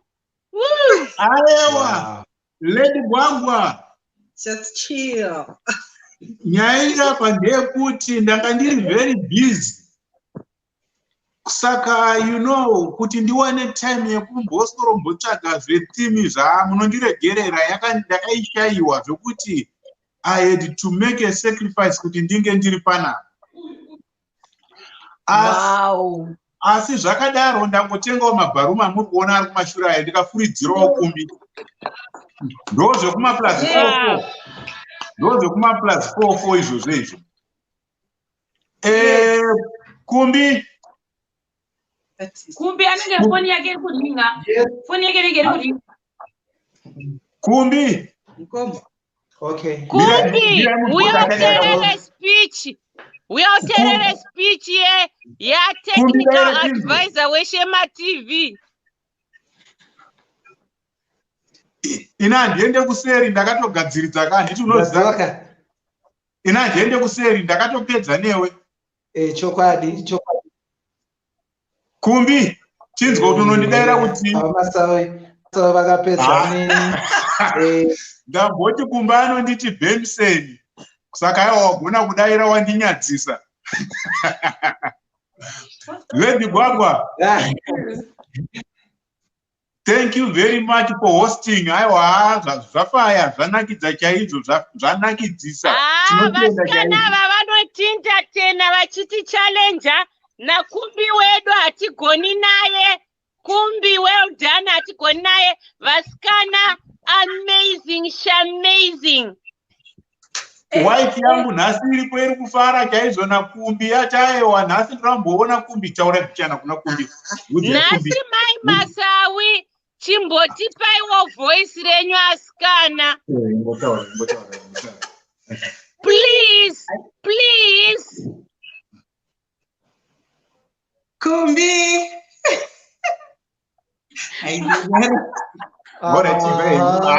Vanonyara tingatopedzerwa nguva, vanonyara ndekedzevazvo zvavo.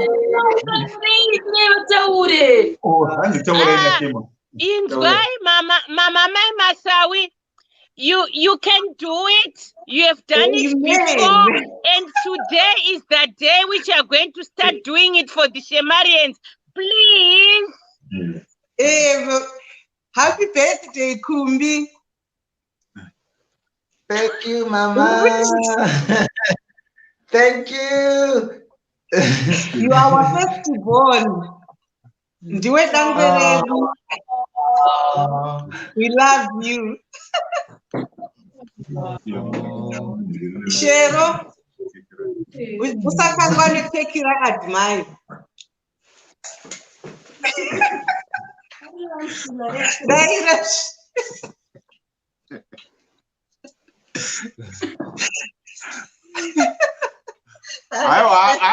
Maita mai Masawi nechibrigadier chamapasharo. Mai Masawi, thank you so. Amen. Thank you so much. And Kumbi, wanzwa responsibility yawapuwa. Kwanzi uri first born yavo. So their children look up to you. So make sure kuti zvauri kuita zvese zviri correct and on point, because pane vana vari kuita look up to you kwa Masawi. Ichokwadi ichocho. Tinosvigamuchira izvozvo. Masawi chitaura iwo henyu tatenda. Mai Masawi, thank you so much. We appreciate your lovely voice. We appreciate your beautiful face. We appreciate your lovely hairstyle. Thank you very much, Shero. Thanks very much. Kuti baba kuna mai Masawi. Shero. But next week kandine chimodela. Mamchiziza. Oh, next week tine zvibrigadier muswe Sunday. Kune kwakapenga. Aiwa, ndinge ndiripo. Iripo, bye-bye. Unomodela everybody, reka makasarudza some people ku inbox. No, because zvinoitika zvokuti for so far so good ndaziva zvavafanira ndoziva Masawi, he is ready to actually come and contribute pachannel vachigara kana 2 hours. Ndoziva imimi, ndoziva Kumbi, I know cousin Lincoln, I know ndoziva Mambeva. So some of them asati ndavaziva kuti ndivo nani vanoda, saka ndogona kuzoti munhu zvakati then anogona kuzandiwisa kuti ndipe mari yekuita zvinhu izvozvo, yet isusu vanotoita sei kuti sacrifice atega. Example, I try to avoid those things by all means. Yeah. Perfect. Taitra kubvunza kuti vanhu vazive kuzoona kuti who is doing next week. That's fine. Thank you so much, the Masawi family, for coming to wish Kumbi happy birthday. And munaita zvokuseri makatongomwaya maropafadzo enyu achibhururuka achienda kuSouth Africa. Anozviziva ina ndimire kuseri, anozviziva takatopedza kudhara. Ko munhu akasvika semi mungaonekwa muchienda kuseri here imimi? Chachi brigadier, Shero chitibonedza vakukanda kubrigadier. Thank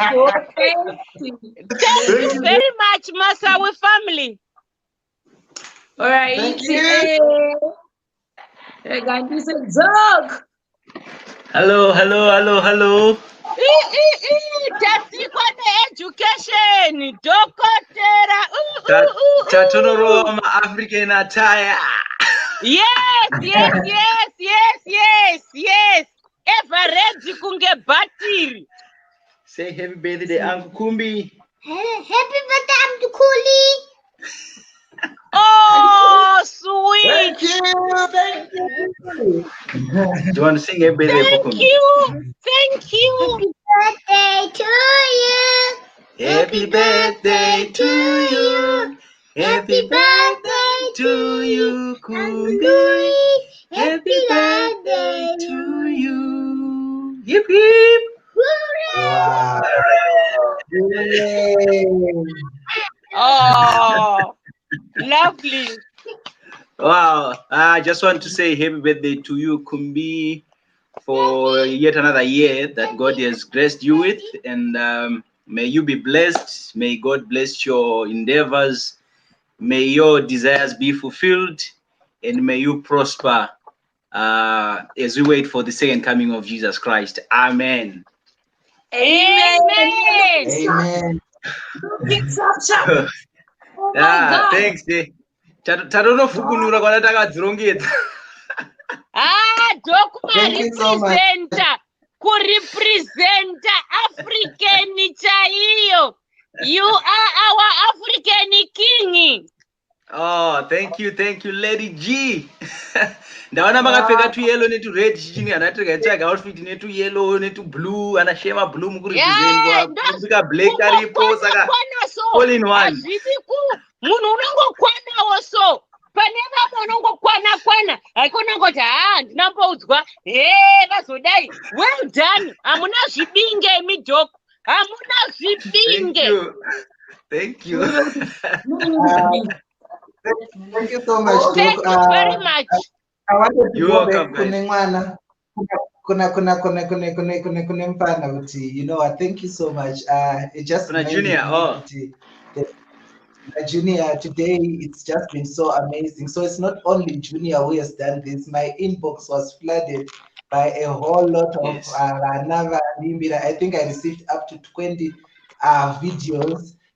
Vana vandiimbira happy birthday, vamwe vachiimbindira vamwe varikomborera mukoma Kumbi. So this means a lot to me. I think I'll mention it later on, how this day has been so far for me, but this is one of the key highlights where vana vauya vakandiimbira and zvabva zvandipa moyo, you know, wekudzamirwa kuti, you know what, if these children can look up to me, chokwadi ndofanira kuramba ndichienda mberi. Thank you so much. Wonderful. Amen. Thanks, Thanks, okay, Dog. Tiende comment section. Thank you. Good, thanks. Sure. Let me add 2 more people, then tobva taenda zvedu. But tichiri ipapo, the show next week, we'll start isusu tine themes. So mamwe acho tichati like suggest so the pane bohemian theme. I didn't know we cannot do that bohemian theme because my tower 4. So there's a reason why we are actually suggesting that. So we'll be making our dresses with the plastics and card boxes only. Definitely we'll be wearing something underneath, but like my tights and my vest. But then let us say to dress to gather hembe zedu using my plastics and my card box. No one is supposed to go to the tailor. So no one is supposed to go to the tailor. Then in terms of my judge, I've already spoken to Mambere. She said okay, she can come next week on Sunday and she's gonna be our judge. Then as for Lincoln, I'm sure he's always attending my functions, a fashion show, so maybe he can be our MC. Then Kumbi is also na sister vacho very against inini nanyasha. So I think tunaita 4 or 5 who agree with tunaita my outfits mangani. Tamboti wedding theme, but diskuzoti Kumbi achabvuma here kuti acharegera kubvuma. Then mumwe futi pane Asian theme, pane like Nigerian, but atizoziva manje kuZimbabwe our minimum dressing yedu yakada kufana nekupi yakatongokopera ndizi. Then imwe togona kuti formal wear tine thing masanda anoterekedzana vanenge vachida vanozouya vega, not kuti inini say kuti uya I don't want to be that kind of a person ndozonzi ndakunyorwa maarticle ndakunzi uri kumanikidza vanhu kuti vaite zvavasingade. So I would rather work zvangu nevanhu vandoziva kuti uyu anobvuma. So Kumbi abvuma kuti tinoita their team against mine. No cheating. Hakuna cheating, tongochita sei? Unochita sei kuti ekera? So that's basically shema urishashe makadhibhokisi kaiwe. Hello? Ndati, iwewe, you are an expert mumakadhibhokisi ka kuzvitimu zvako zvimashotgun izvo. Ameno, Kumbi wani ndi expect wekudecorate. Anogara kati bela wani. Ndatoona 26 yaita nesimbiyo. Kwakaipa.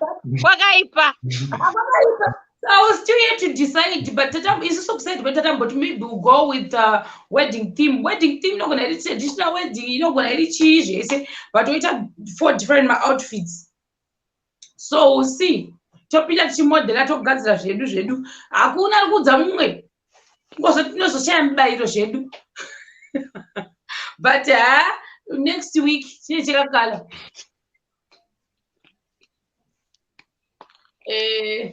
Right, man, TB. Oh, Magadi henyu. Wow. Yes, Magasinda henyu. Oh my God, Magadi henyu. Yes, Sharo. Zini sei. Dini kanjani. Yes, Kumbi. Happy birthday, Kumbi. Kumbi kunzwa. Thank you. Ndatovhunduka. Kwavhunduke. What about this, mamwe? Kona many places. Pane dzimwe nyika. Tiri kuona one person. Tiri kuona, yeah, that's better. What my tagoneka test? Yes. Okay. Hey. Right. Perfect. Wow. Kwa manje vamwatopa. Ine kuti dzeshedze nikumashure yes. So. Okay. Atina kuita bana baba na mai masawi aiwa. Aiwa. Mningina wangu mai masawi anonyara ndichidzidzisa. Ndichamudzidzisa kuti nyara.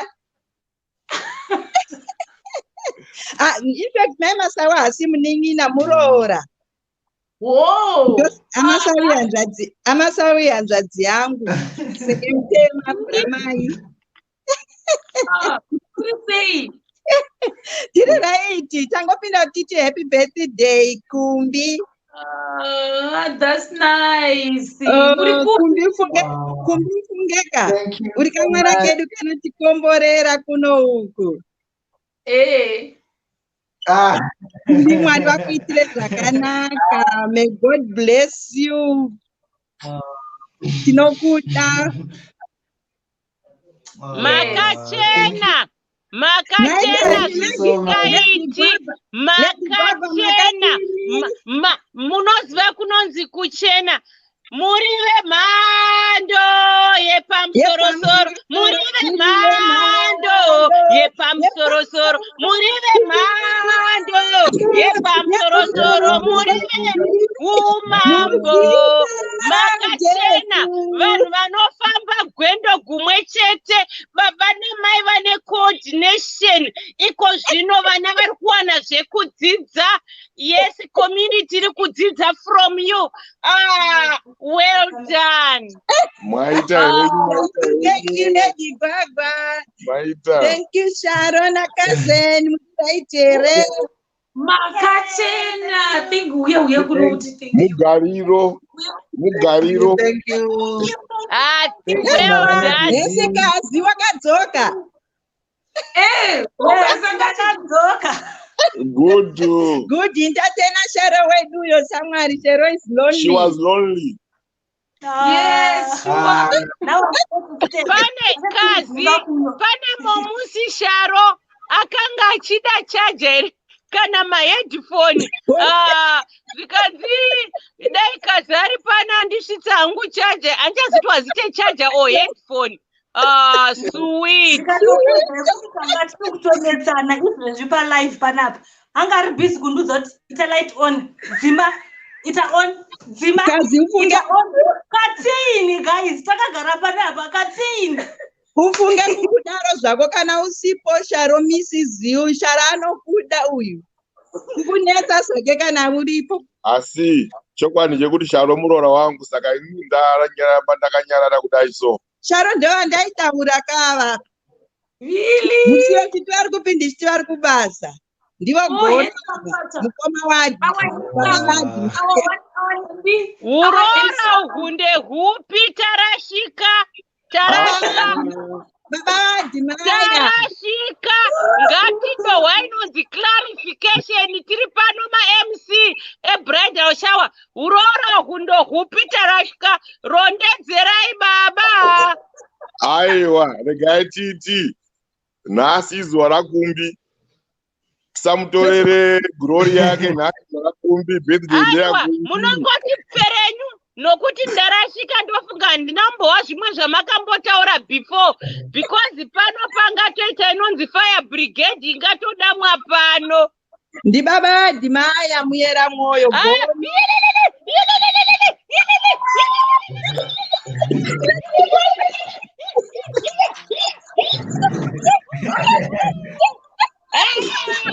tiri muwhatsapp group imwe chete ngazienderere ngaziende mberi tiri muwhatsapp group imwe chete. amen ndafara hangu nokuti ndakazvipa chinzvimbo kana masati machiwa vamwene ini ndini MC ndini ndicharonga bridal shower yemhando yepamusorosoro inotanga ine fascinator event ainotanga ine African theme tozochinja manheru topinda mufascinator event saka ndichakuudzai zvose on time ndiri kutogadzira kukwira ndege kufambira izvozvo. Yes please. tinozviziva lady gwagwa satsaufoyu atezvera namwene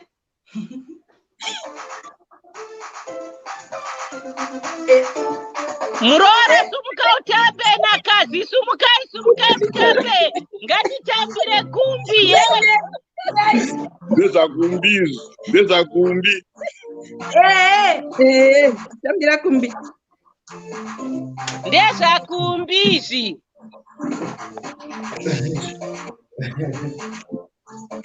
Thank you, Mama Mandy. Thank you, Daddy.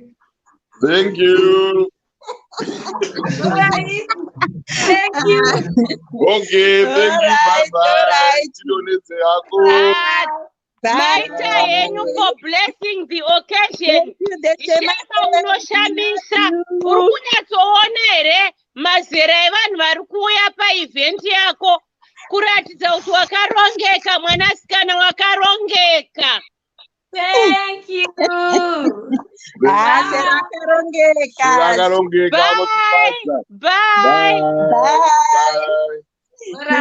Bye-bye. All right. Okay. Vinisa. Masquerade. Accent DP. Hi, Fanny. Hi, Fanny. Hi, Fanny.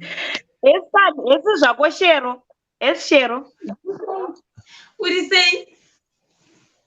Akuri kutaura uchinyarira white way. Ndakachena. Makachena.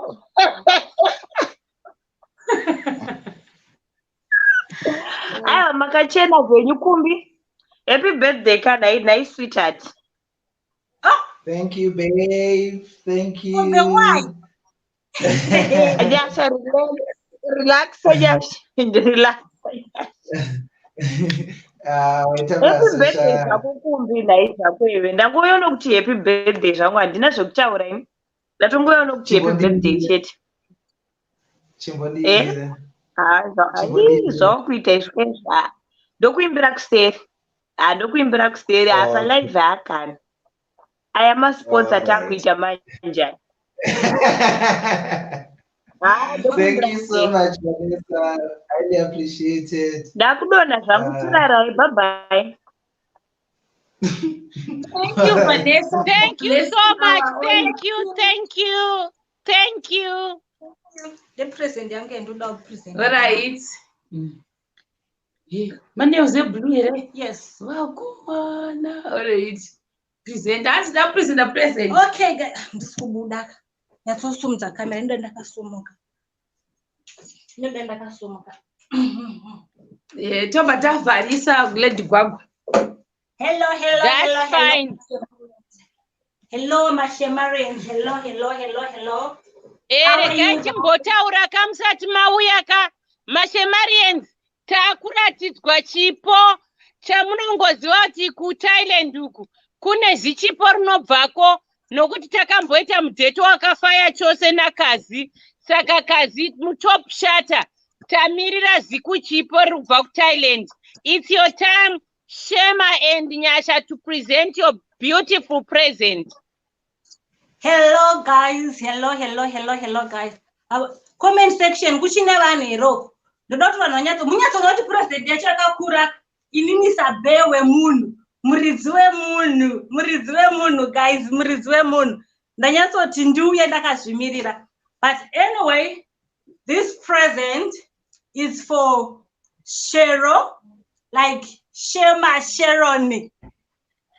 Takangoti ini hangu na bhe wangu Kumbi. Tikati what can we do for Sharon? Tikati okay, can we just make a small surprise.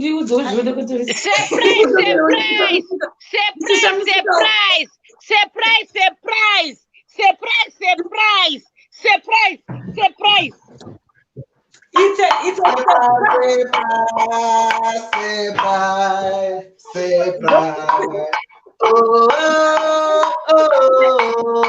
Kumbi wava black kaiwe. Kumbi uriko. Imbomsiyai. I will help you to open. This is an official open. No, kunyashaka. Kana mune bhodhoro riri empty kuzonetsana. Tinoita basa rekuisa mabhodhoro ari empty. Saka kana mune bhodhoro riri empty ka. That's why when I'm not pashe. Guys, this one. Koiweka vhura tichiona kana riri empty. Tomuzadzikisira isu Mashemarian. As you left, she was saltless. Can I salt to put a pashe? Now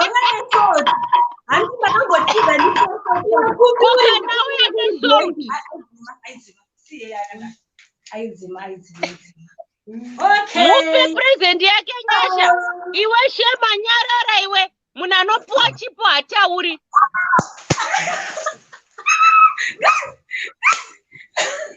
Guys,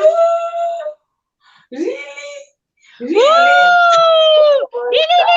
Shema TV. Go and wear your t-shirt. Go and wear your t-shirt. Chibwesa cup music Nyasha titambire t-shirt yeshi.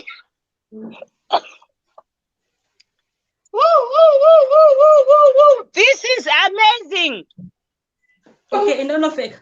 Ndokumbira kuti Sister Eunice, Baba Masavi, Dr. Mudare, Brother Mato, Sister Ruba, na Kumbi. Mundi bairo link ya iswapo.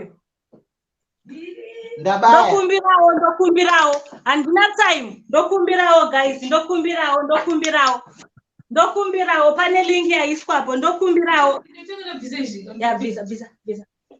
Ndokumbirawo guys. Ndeshamwari. Ndeshamwari. Tati Ndeshamwari. Kumbi ndezvamwari izvi. Ndezvamwari. Mwari komborera. Komborera Kumbi. Mwari komborera. I'm waiting. Sister Eunice, I'm waiting. Guys, come on. Komborera nyasha. Mwari komborera. Komborera shema. Mwari komborera. Komborera ile chigwagwa. Sister Eunice. Okay. Yes. Okay. Dr. Mudare, ndokumbira kamera yenyu inde on.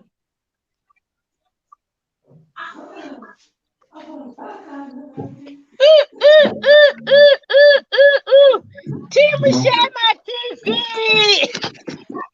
Zakarongeka. Israel.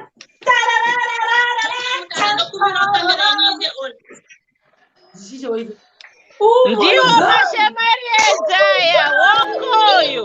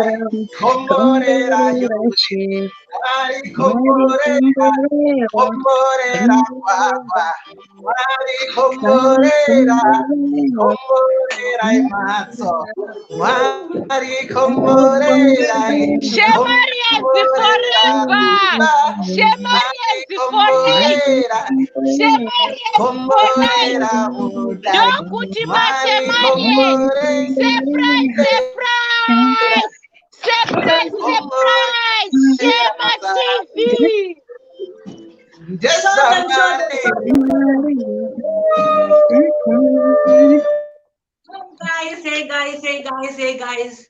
Thank you so much, Mashemarians.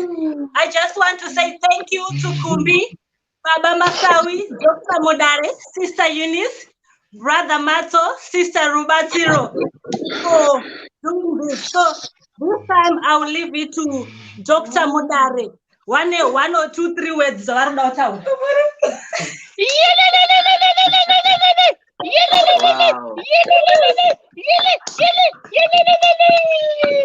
Dr. Mdare Tuesday zvinonakidza kudai.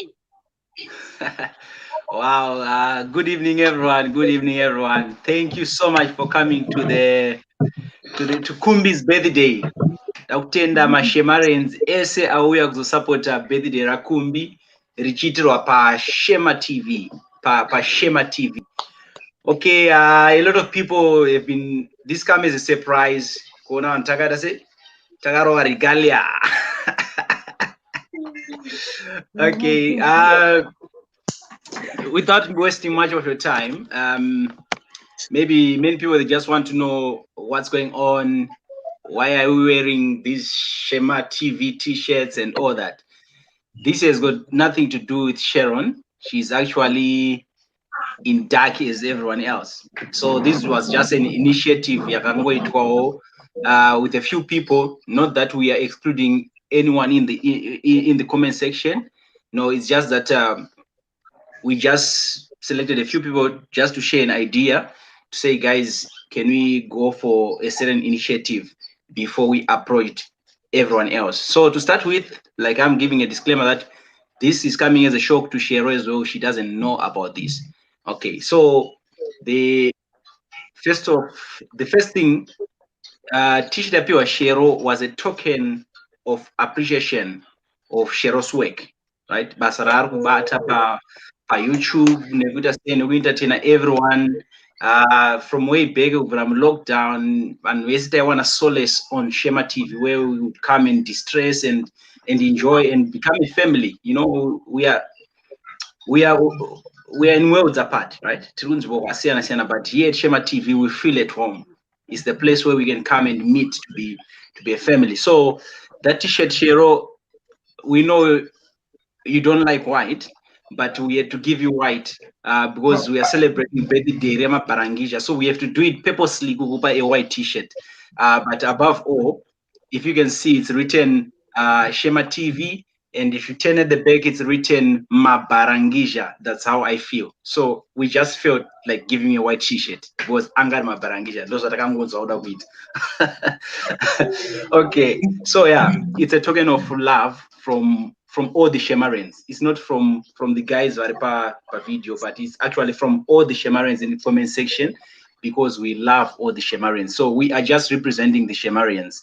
But this is coming from all the Shemarans. We know they've got love for you, and almost everyone who's supporting you loves you so much. So just to quickly share the initiative with many guys, right? So we sat down as these guys, everyone and we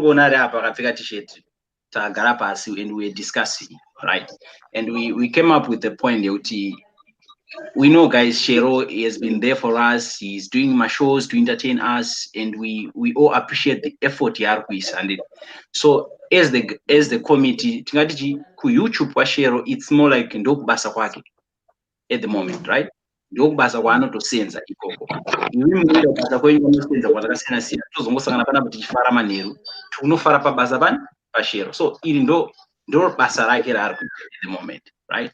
So we sat down and said, okay, in order to appreciate, what can we do for Shero? What can we do? So as this committee, or as these people representing you, we sat down and we come up with some few points that we just want to address quickly without wasting much of your time. So we sat down and we said, okay, first and foremost, we all know that we love Shero, and we want to support Shero all the way. How are we going to do that? Okay, because we sat down and we say we can't come here. We don't want to come and say, guys, let's contribute maybe 10 US to Shero or 10 Rand to Shero each person. We don't want to come and do that. Then we come up with an initiative that in order to assist Shero, let's promote brand Sharon, right? We want to promote Shema TV to go maybe 10 times level above the area's needs.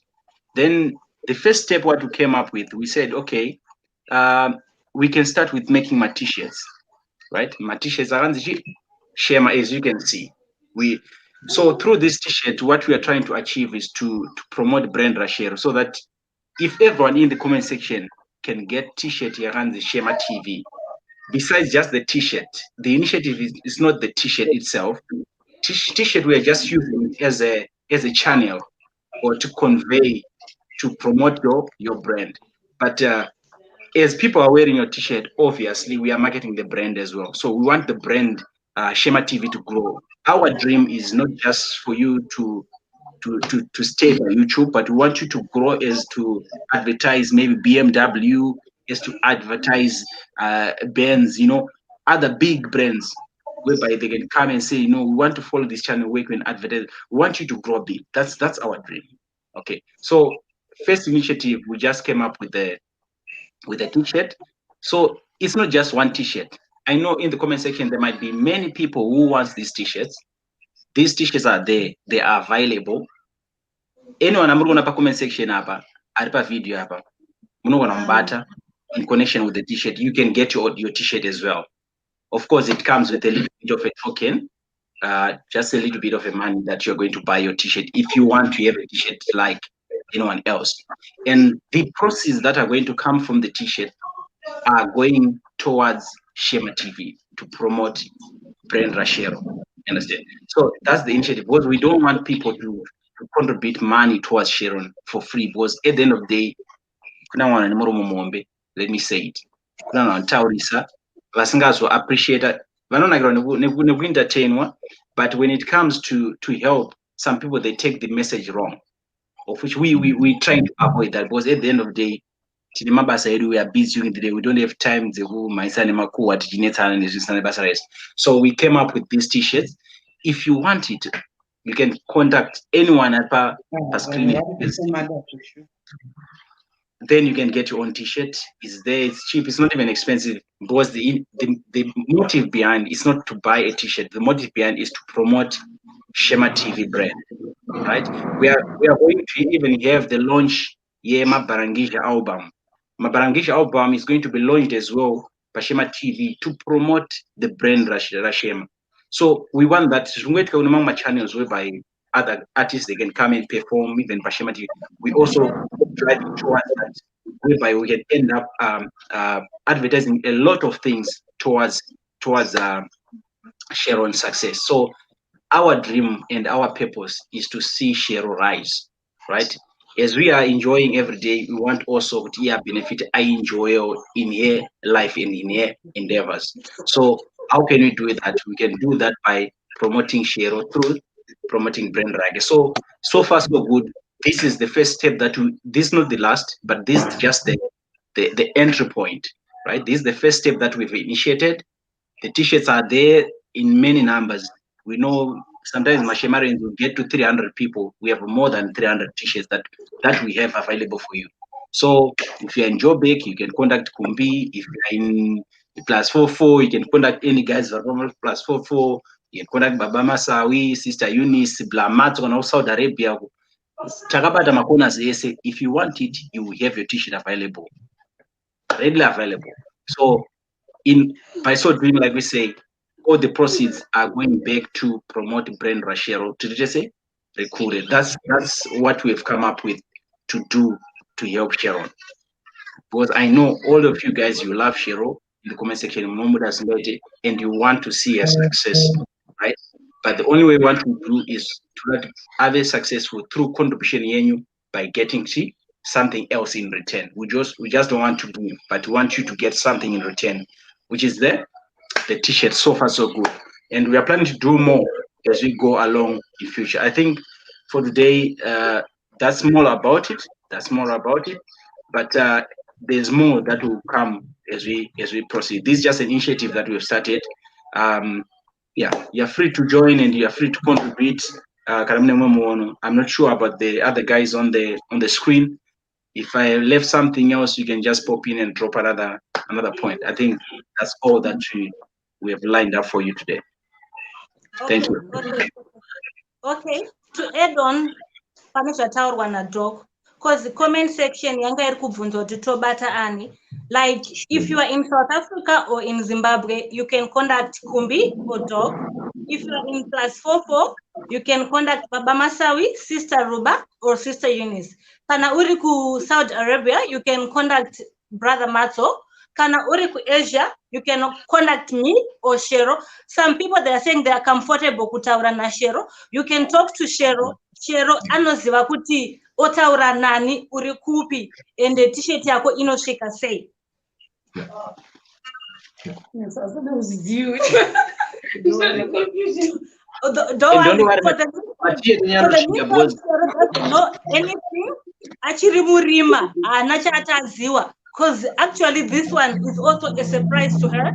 She didn't know anything. Like for the whole week, she was telling me, Nyasha, come. I was telling her like I will come later because I know then Elisa. So secret was actually heavy for me to keep. That's why it's better for me to Saturday. Then I know Sunday this launch will be okay. Right. On one thing. Canavan very, very comfortable. Now Sharon, it's very, very fine for transparent sake. Saka vese very, very comfortable na Sharon. Kana kuti another way of doing it kuti strategy kuti zviri kuitwa transparently. Kana vanhu vari comfortable tongoti vese vanoenda kuna Shero voplace maorders avo vobhadhara ngiri maprices avo mari dzavo ikoko kuna Shero. Isusu as a committee tozongoita the part of distribution chete kana vanhu vari comfortable naizvozvo zvinenge isu tinongodzwa kuma +44 Shero anongoti taura kuti I've got so many customers vari kuda ma t-shirts iye vapedzerana mapayments zvese vaita sei zvese zvaitwa inini chete ndozongoita sei ndozongoita the part of distribution. I'm sure izvozvo futi zvinongogona kuti zviite zvakanaka. Ameno the other guys kuti munoona sei zvinoita kuti nditaurewo here hangu handisi part of it, but Baba Masawi nditaure. Taurai bakasununguka because at the end of the day we are since project ika iri kuinclude mari ende maitanga kuseri, I think Shema TV can have an account inongoisa vanhu pane kuti iye anokwera achimbosona zvinhu zvake zviya zvemaku hake, then vanhu vanozotanga kunetsa nenyaya dzemari idzi kumwana uyu. Dzokerai futi kubheki uku muone kuti zvingafamba sei. And then kana mwe munhu ataura mucomment section achiti kwai anoda kuprinta ma-t-shirt ake. The idea is not for you to print t-shirts, but to promote, to buy this so that we promote Shema TV. Guys, I just want to say thank you so much. My prayer, I was praying and ndikunyepa. Pane musi ndakarwadziwa mwana achitaura kuti something is frozen. Ndikati nokuwanda kwatakaita pano mwana ari kunetseka akapedza chikoro zvinhu zviri kuita frozen, but ari kuti entertain isu vanhu vakuru, ma-professionals. Can something be done in prayer? This is a prayer answered. Hatidi kuprinta ma-t-shirt edu tega, ngatitenge kubva kuvanhu ava tipromote Shema TV. Moha mwana anonoka kuuya nhasi panapa, something chafreezer food. She has finished school, she needs a bit of backup, and school musazondituka vaya vanotuka. And when she goes to Zimbabwe, she needs 100% unlimited Wi-Fi kuti tirambe tiri connected. Thank you so much, team. Thank you so much. Let you go and just a few words papa. Kusaka committee this is a committee and kusaka tochiti vese comment section maybe vanoda kuti vangotipawo kana kuti maybe a week. Can I have my charger there? Toita sit down as a committee toona kuti pofambiswa sei in consultation with the Shema. Achiti tichionesana kuti toita zvipi nezvipi nezvipi. Ameno kuti zvingafambe sei papo toziva nefeedback. Ameno sisi unit murikubaona sei. Zviri right mukoma Masawi. Zvataurwa naLady Gwagwa ndizvozvo ndanochida kutozvitaura ende vamba vatanga kutaura point iyoyo. Let's exclude Sharon zvinozomuwandira. Saka maShemarians vakambotipa 1 week and then toona kuti zvakamira sei toronga way forward, but Sharon tikambomu-exclude pane that thing because zvinozomuwandira stress too much. At least isusu tikatukwa zvedu I think it's okay because zvinhu zvedu zvatatanga kuseri. Mukoma Sisi Eunice, ndichakubatai kuseri advantage yekuti kuno kutivhure account yeShema TV zvinozotibatsira mangwana. Ndichakuudzai kuseri. It's okay. That's fine. The other thing is not about the t-shirt, but iwewe semunhu, how do you value Shema? Because unogona kuti the t-shirt is expensive or the t-shirt is cheap, or it depends with you. Because some they want to contribute, they want to give Cheryl something, but they want something in return, right? Though Sharon is entertaining us, but ukatenga t-shirt, unofila kuti I'm giving Cheryl something, though you are having a t-shirt in return.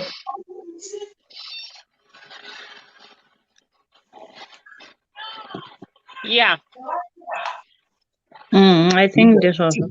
Sister, tinofanira kutomboimbigwa mabharangizha ticelebrate navanhu vose vane ma-t-shirt. Kumbi dzoka timboimba mabharangizha. Handisi kusitika here. Tinoda kucelebrate basa rakanaka raitwa iri behind the scenes. Tapedza kucelebrate. Sharo tokupa 1 minute so I need to go out yekutenda and then come back. tapedza.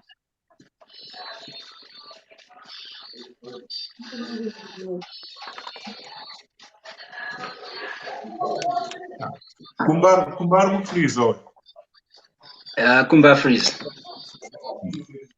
Vasikana isa music kuna freezer.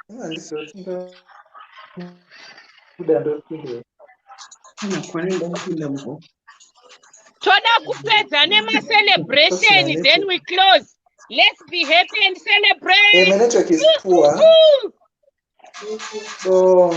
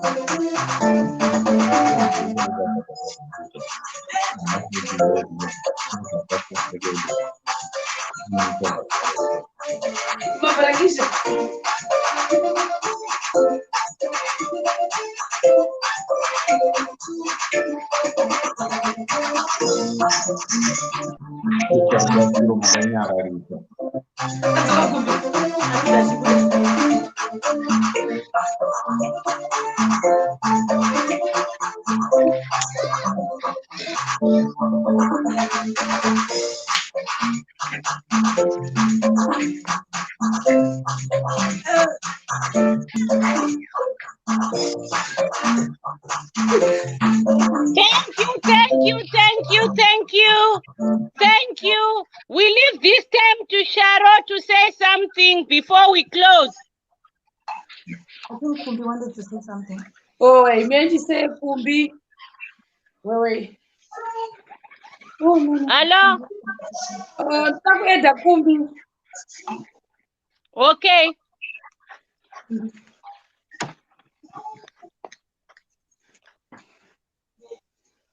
Right.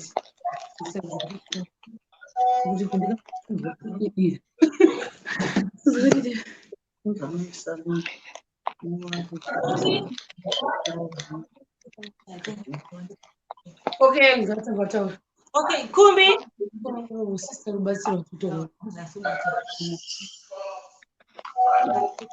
Kumba anenge afreeza guys. Saka ngatingoita next move. Kumba anenge afreeza. Kumbi anenge adona. Network yake ingeri kutonesa. Sister, you can say something. Oh, okay. Hello, all the Shemarians. Hello, Shema TV.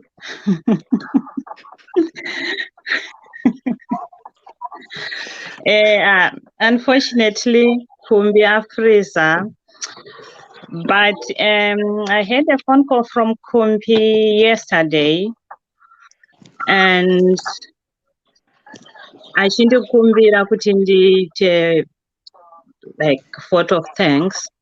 So pakandifonera, I just went blank. I was like, oh, Kumbi, because ndanyazofunga exactly what to say on this special day. Pazuva rakakosha raKumbi, so ndakambopererwa. It's not like ndanisina zvekutaura or but ndanyatsofunga kuti saka ndotangira papi zvekutaura zvacho zvakawanda. If I look at Kumbi, ndomboti ishamwari yangu is my friend because we talk, we laugh, zvese. Is my brother. He is also my son.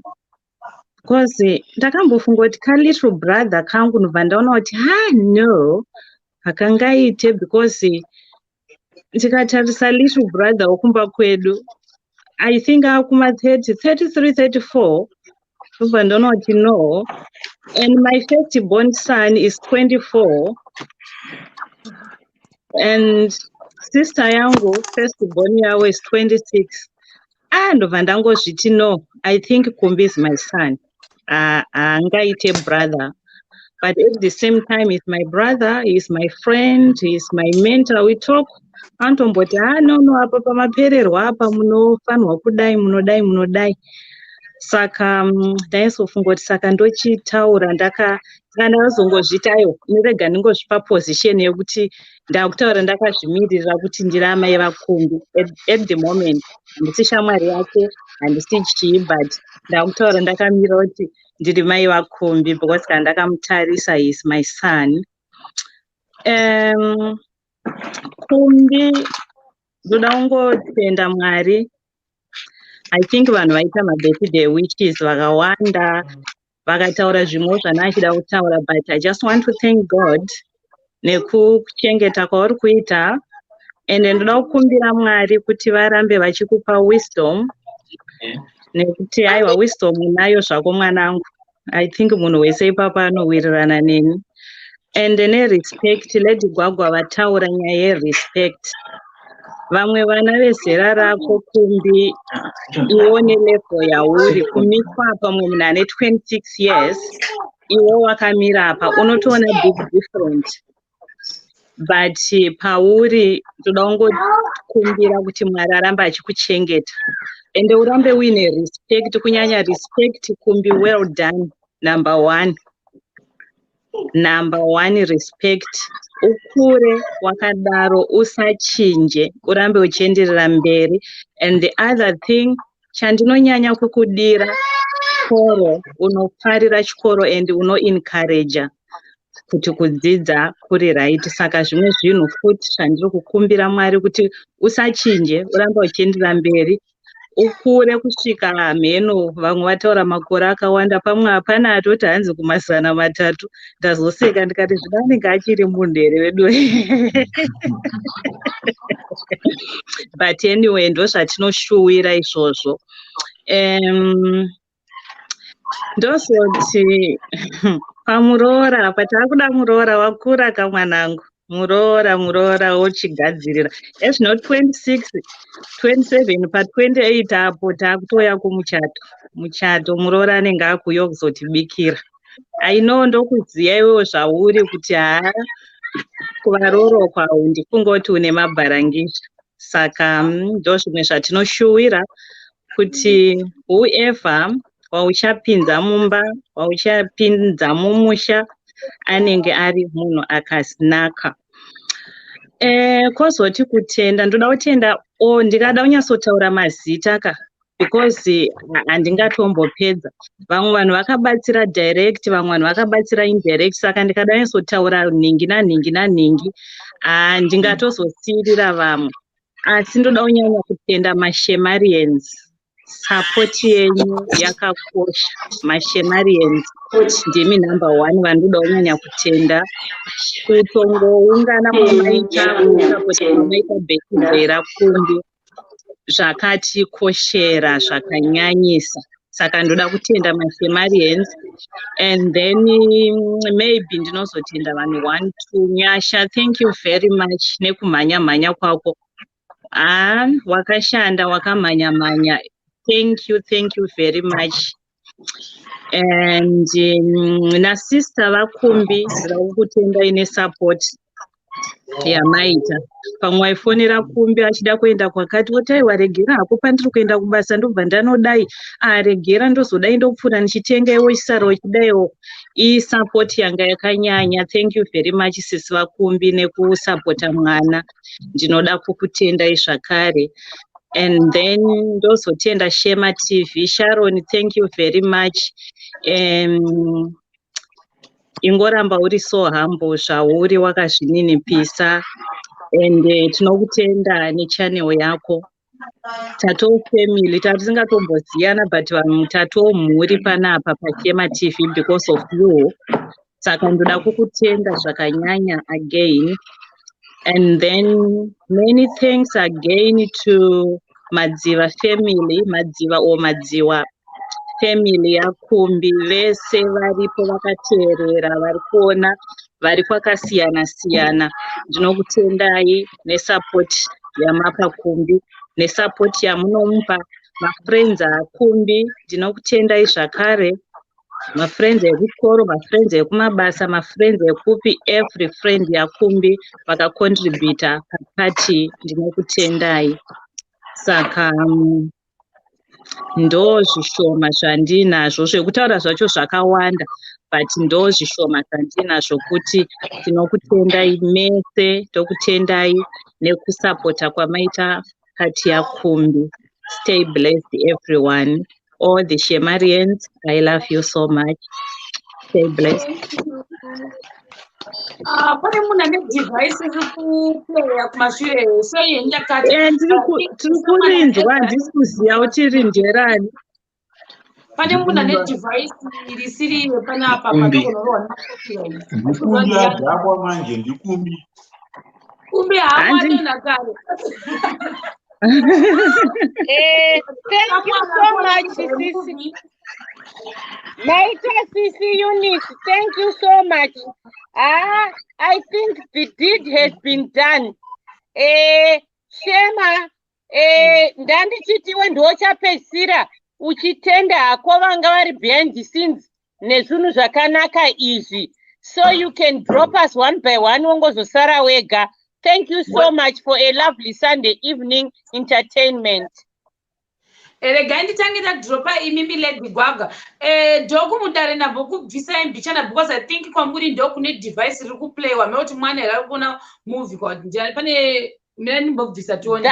That's fine. Ini ndapedza ndidrope zvako, but we just want to say blessings upon blessings kuna Kumbi, and we just want to say humble yourself, the Lord will lift you up. Bye. Thank you for coming tonight. Bye. Bye. All right. Ndidzosere doko. Saka ndakudzosera doko apo. Kumbi ameno device rake zvariri kuita riri kunetsa. Budi matso mune zvamuda kutaura. Yakamuta. Vari pamute. Makamuta, bvisa mute. Ndokumudare ndokumurombomuta device renyu. Kuti matso taura iti. Vari pamute. Vari pamute. Bvisai mute, makaisa mute. Kuti matso bvisai pamute. Anyway. Kumbi kana uchinzwa vatextiroka. Anyway, but matso ndokumaruzama kutaura but device ravo riri pamute. Anyway, rega hangu ndingotaura then tobva dadona. Let's see chijana mukati. Okay. Ina ndatoshaya kuti ndotangira pakuti chii. Andambozwa kuti mwana wako ane secret. Shosho unga ukavata une secret. Shosho ndosangochindiitiza zuva rese angachitsva moyo. Iwe kangondiudza wako. Ini ndatofunga kuti mubox munekera katinonzesa mabhodhoro aya asina chinhu kana zvikadhibhokisi zina chinhu tori paimba. Neti vana vofungira kuti vanhu vangochitoronga zvibhregedhi kuseri. Oh my God. Yeah, thank you very much. Vaka initiate zvese. Right now I don't even know kuti saka kazuni ma t-shirt renga ruchipamba sei. I don't know zvikupamba sei, but whatever zvamakaita kuseri koko. Thank you so much. Anoshoda. No, yeah. Sharoni, mukoma chamu vabva pamute. Waraitaura henyu. Handina hangu zvakanyanya kuwanda, but ndachingoti titende maShemarians nekutambira kwavaita zvataita. Kana paine ane paroda kugadziriswawo motigadzirisa, kana paine panoda kuwedzerwa mowedzerawo, kuti tingofamba tiri pamwe sete, tisazoite kunge tisu tega tinoda kuti zvinhu zviendere mberi. Ndapedza hangu. Thank you, Brother Mato. Yeah, it might was a brother Mato. After labor school, one by one. Doctors don't teach. Why would you hide that from me? Oh my God! I was talking to you every day. Every minute, every hour. Also, we're talking. Why? Oh no, I'm good. But why? Why were you hiding that from me? Oh my God. But anyway, thank you very much, and thank you everyone who was watching our party at Taita Nasi na buti wedu ananzani Kumbi. Then ndida kutenda another person. Those beats we were using today agadzirwa nemwe mufunds asanotamba na Kumbi anonzi blessing anditi. I think ndiangato achitobatsira futi Kumbi kumba kwa anogadzira beats. So yeah, sakachi yes, so kwada umutenda because I thought nhasi chinhu chedu chinakidze akatipa mabeats ake tikati alright but mangwana maybe tichamudedza aupindewo mubox tingomutenda akanaka zvake mukomana wacho iye akanaka zingaiti.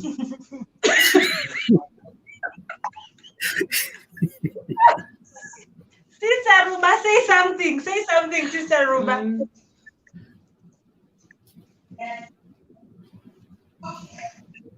Asikunzwika.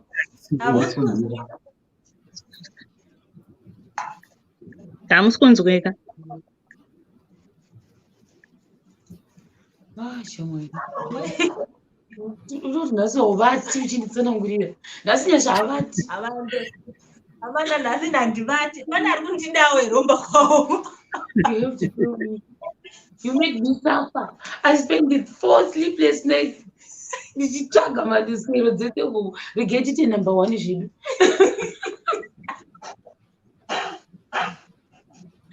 But anyway, hamusikunzwika.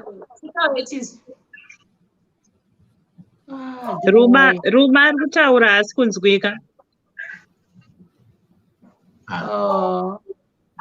What's the volume? Woziwe. Iri pamute. Mute. Yeah. Hatisi kuzvinzwa. Buda mudzoke futi mina ndikupei lingi ita exit mudzoke futi imbotenga mawedzera volume yepafoni penyu tione. Let's see. Shero. Okay. Shero. While staff vachiri kuita zvekuti vadzokeka.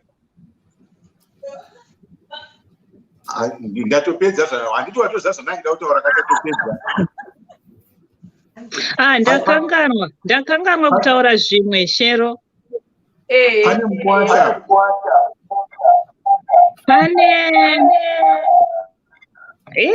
Pane device riri pane vanhu 2 unfortunately andina kunge ndavabvunza kuti ndozotaura mazita here but Kumbi ndakamuudza pane vanhu 2 vakandipa mapresent aKumbi saka handingavataure mazita like Lady Gwagwa zvavambotaura but Kumbi ndakamuudza and nekuti ndichazotumira sei mapresent acho saka ndangoti ndizvitaure kuti vaziye kuti ndazvitaura kutiwo pane zvavakandigashidza. Thank you. Sister Ruba vadzoka. Vadzoka. Havasi kunzwika. Hatisi kuzodivhaisi yavo serisi kunzwika. Imboisai ma-earphones. Ava vakatoisa vambobvisa. Ai, zvatoramba. Zvinombondivabvunzawo. Sorry, hatisi kunzwika. Yaramba. Zvatorambisisa. Don't know why. Demambotry nerimwe device. Shero.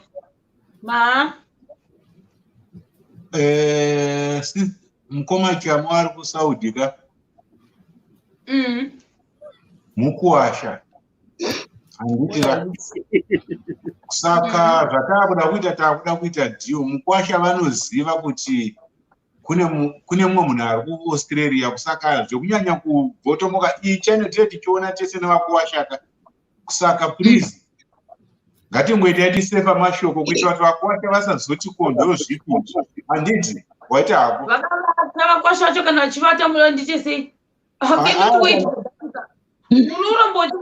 unongotiramba uchingotsvaka-tsvaka. You should be very clever. Look ndazvinzwa.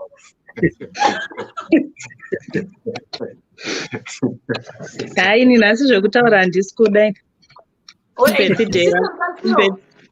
Birthday raKumbi. Randichero ndinodedza kana tapedza zvaramba. Kumbi timbotaura tinzwe tichibaya zvedu. Kumbi ari pamute Kumbi wacho futi. vanozotara mangwana mangwana munobata kuseri ndokuudza kuti moita sei. Kumbi Okay. I cannot say much because Sister Eunice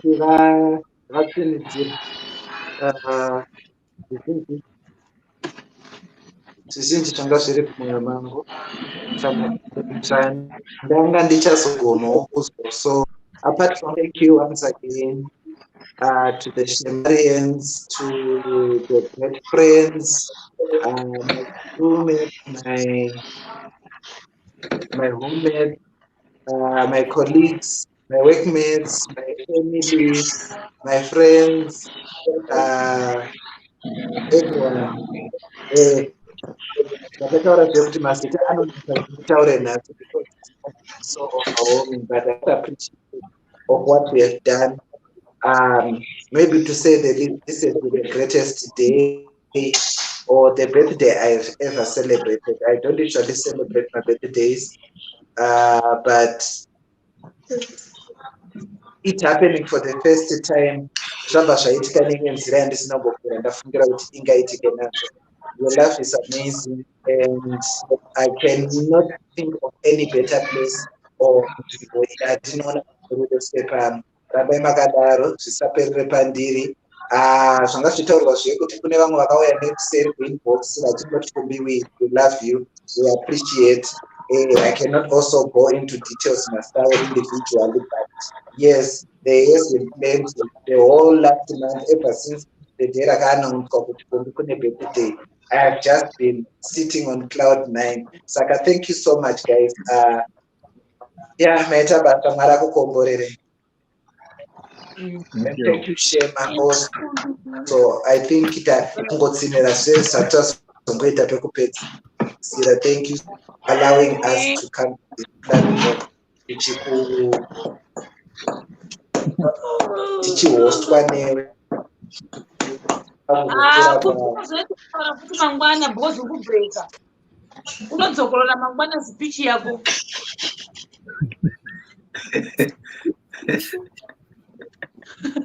Alright, Dokumdaro, thank you very much. Nema initiatives, the Sister Eunice, thank you. Budimato, Baba Benson Masawi. I wish Sister Stebeni, I pray good one t-shirt, Sister Stebeni. If she doesn't have that t-shirt, I'm gonna ask questions. Don't worry about it. Iyanga initiative kusaka. Don't worry, I will. Zvidiki izvi.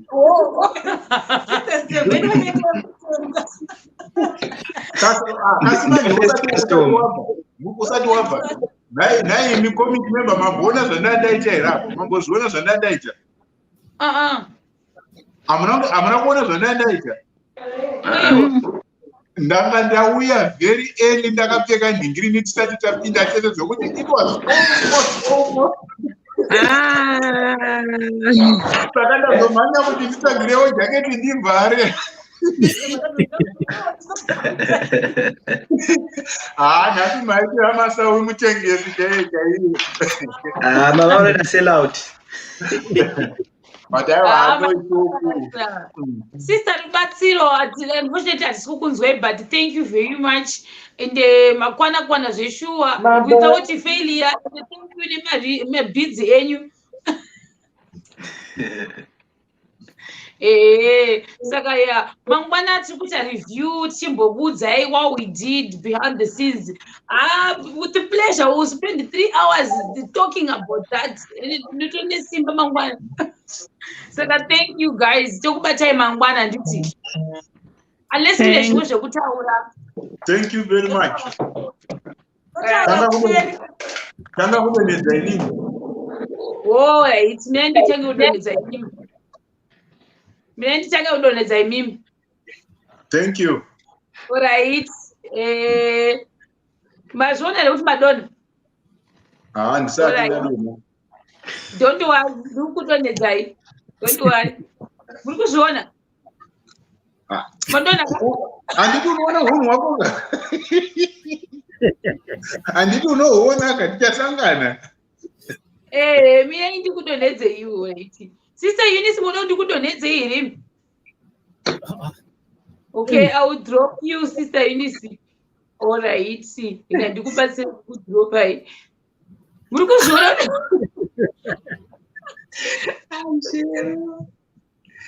Madonna mazviona. Ndazviona ndadona. Budimatso, good night. Right. Sister Patro, good night. Thank you very much. Madonna, kama zviona? Ndasara, ndasara Right, chiregedza musikanzwa waurikuita because tinonetsana. Unetsana nani? Ndasindambona sitembeni shamwari yangu sitembeni. Shamwari yako inhaika inonyara kudai.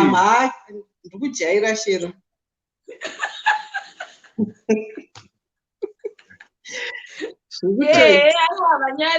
Vanyari kana inonziko ndimuzonditi so kana ndaya kuma +44 kayo ndoida nechikepesi chakati yakapenga manje helaini yese yakaenda ndiani ndivamasawu vakaendesa helaini iyoyo vanenge vachikudududira vachitambura mukavati ndidududira nobva vati aihopa vana kucheka iri bobha bye. Thanks very much. Totaura. Alright, musazocheke bvudzi ramai masawu muchidudunura rika. Kazi wagona kazi. Thanks very much kazi. Wakapenga. Saka munondiudza madenzi edu hamuna maona imi. Ndamaona tichataura kapanya. Tichataura. Chakuseri. Here we go. Bye bye. Good night. Bye bye. Yeah. Alright. Alright. Oh guys, good night. Ndakuenda kunovata. Nhasi tiri ku200. Tatiri ku200 something guys. Musana wangu wakugwaza manje. Nhasi ndikavata mangwada kumugara na 3 p.m. 3 p.m. Unoitira mukorido class yako because unokafuta kuti noise uchiti how happy vakati are you happy but yes I'm happy. Guys, bye guys. Mari kom brati tiwa ti baba ineke na nika radio brati kuite baba ineka radio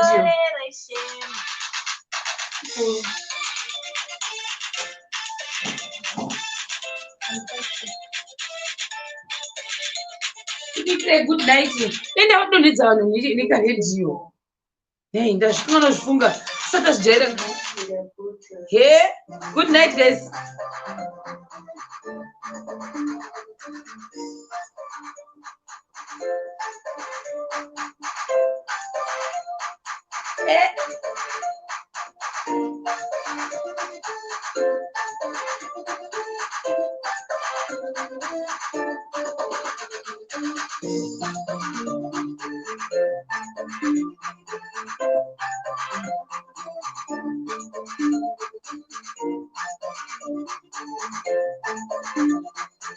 I'm just one of my shit. You know what?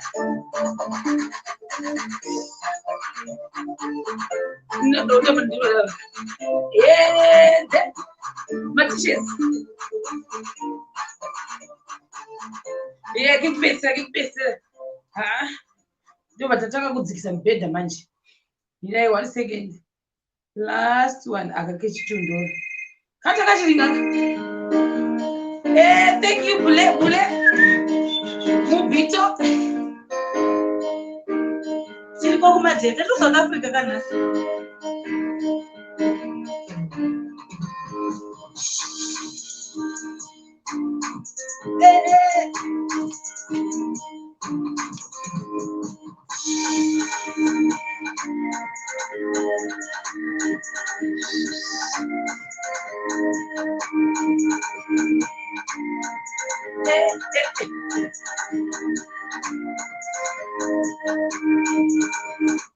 Oi. Guys, itaka drop aka 1 kusikata mapera tichita sei. Tumuta muite good night, muite good night. Ite drop kusika mapera. Chikuiti like.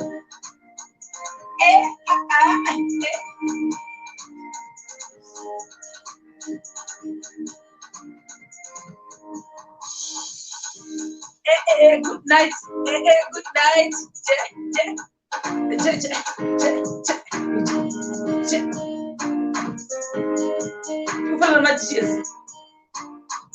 Abarangisha, that's how I feel. Yeah, yes, when I'm doing what you say. Apo. Iyo. Maba, good night.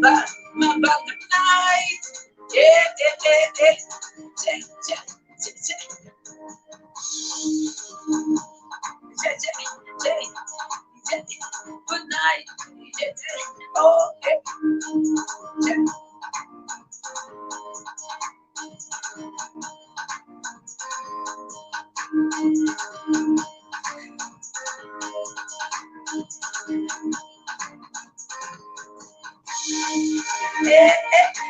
Apo, please go. Check.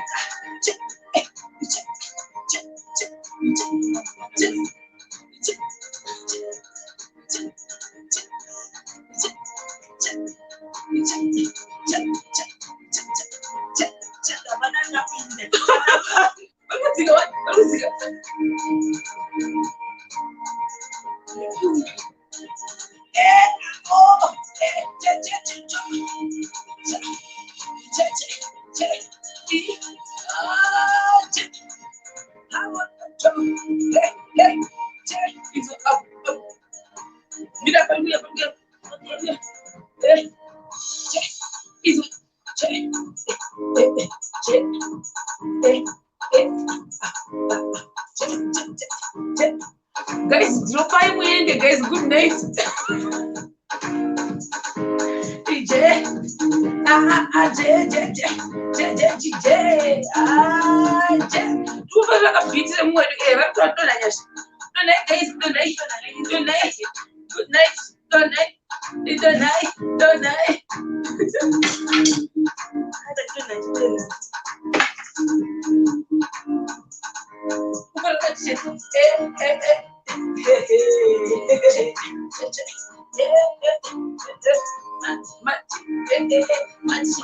Yes, this is 3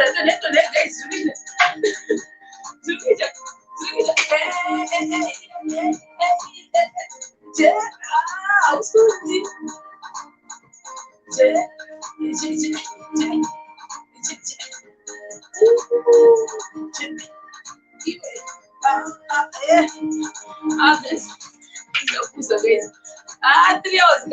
1 minute.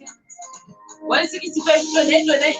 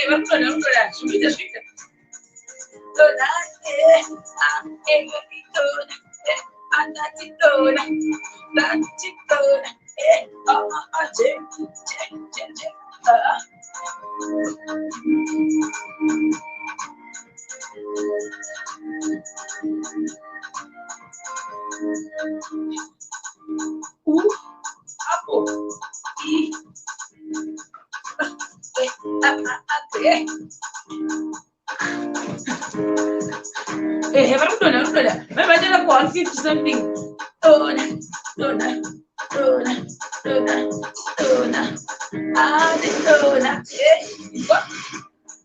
Just a video. Daddy Dona. Daddy Dona. Daddy Dona. Dona.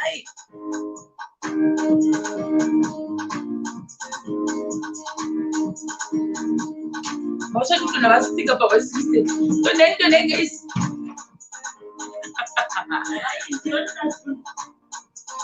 Daddy Dona.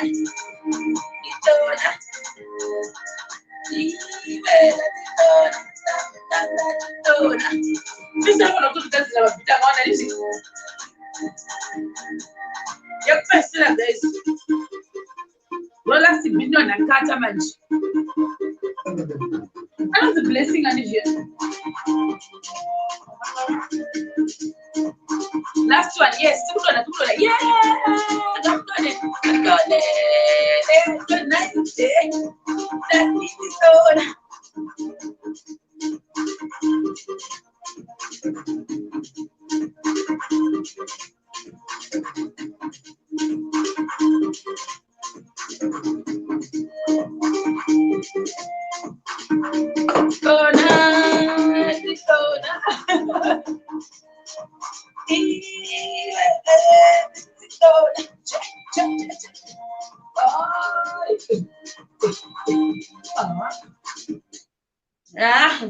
Guys, good night.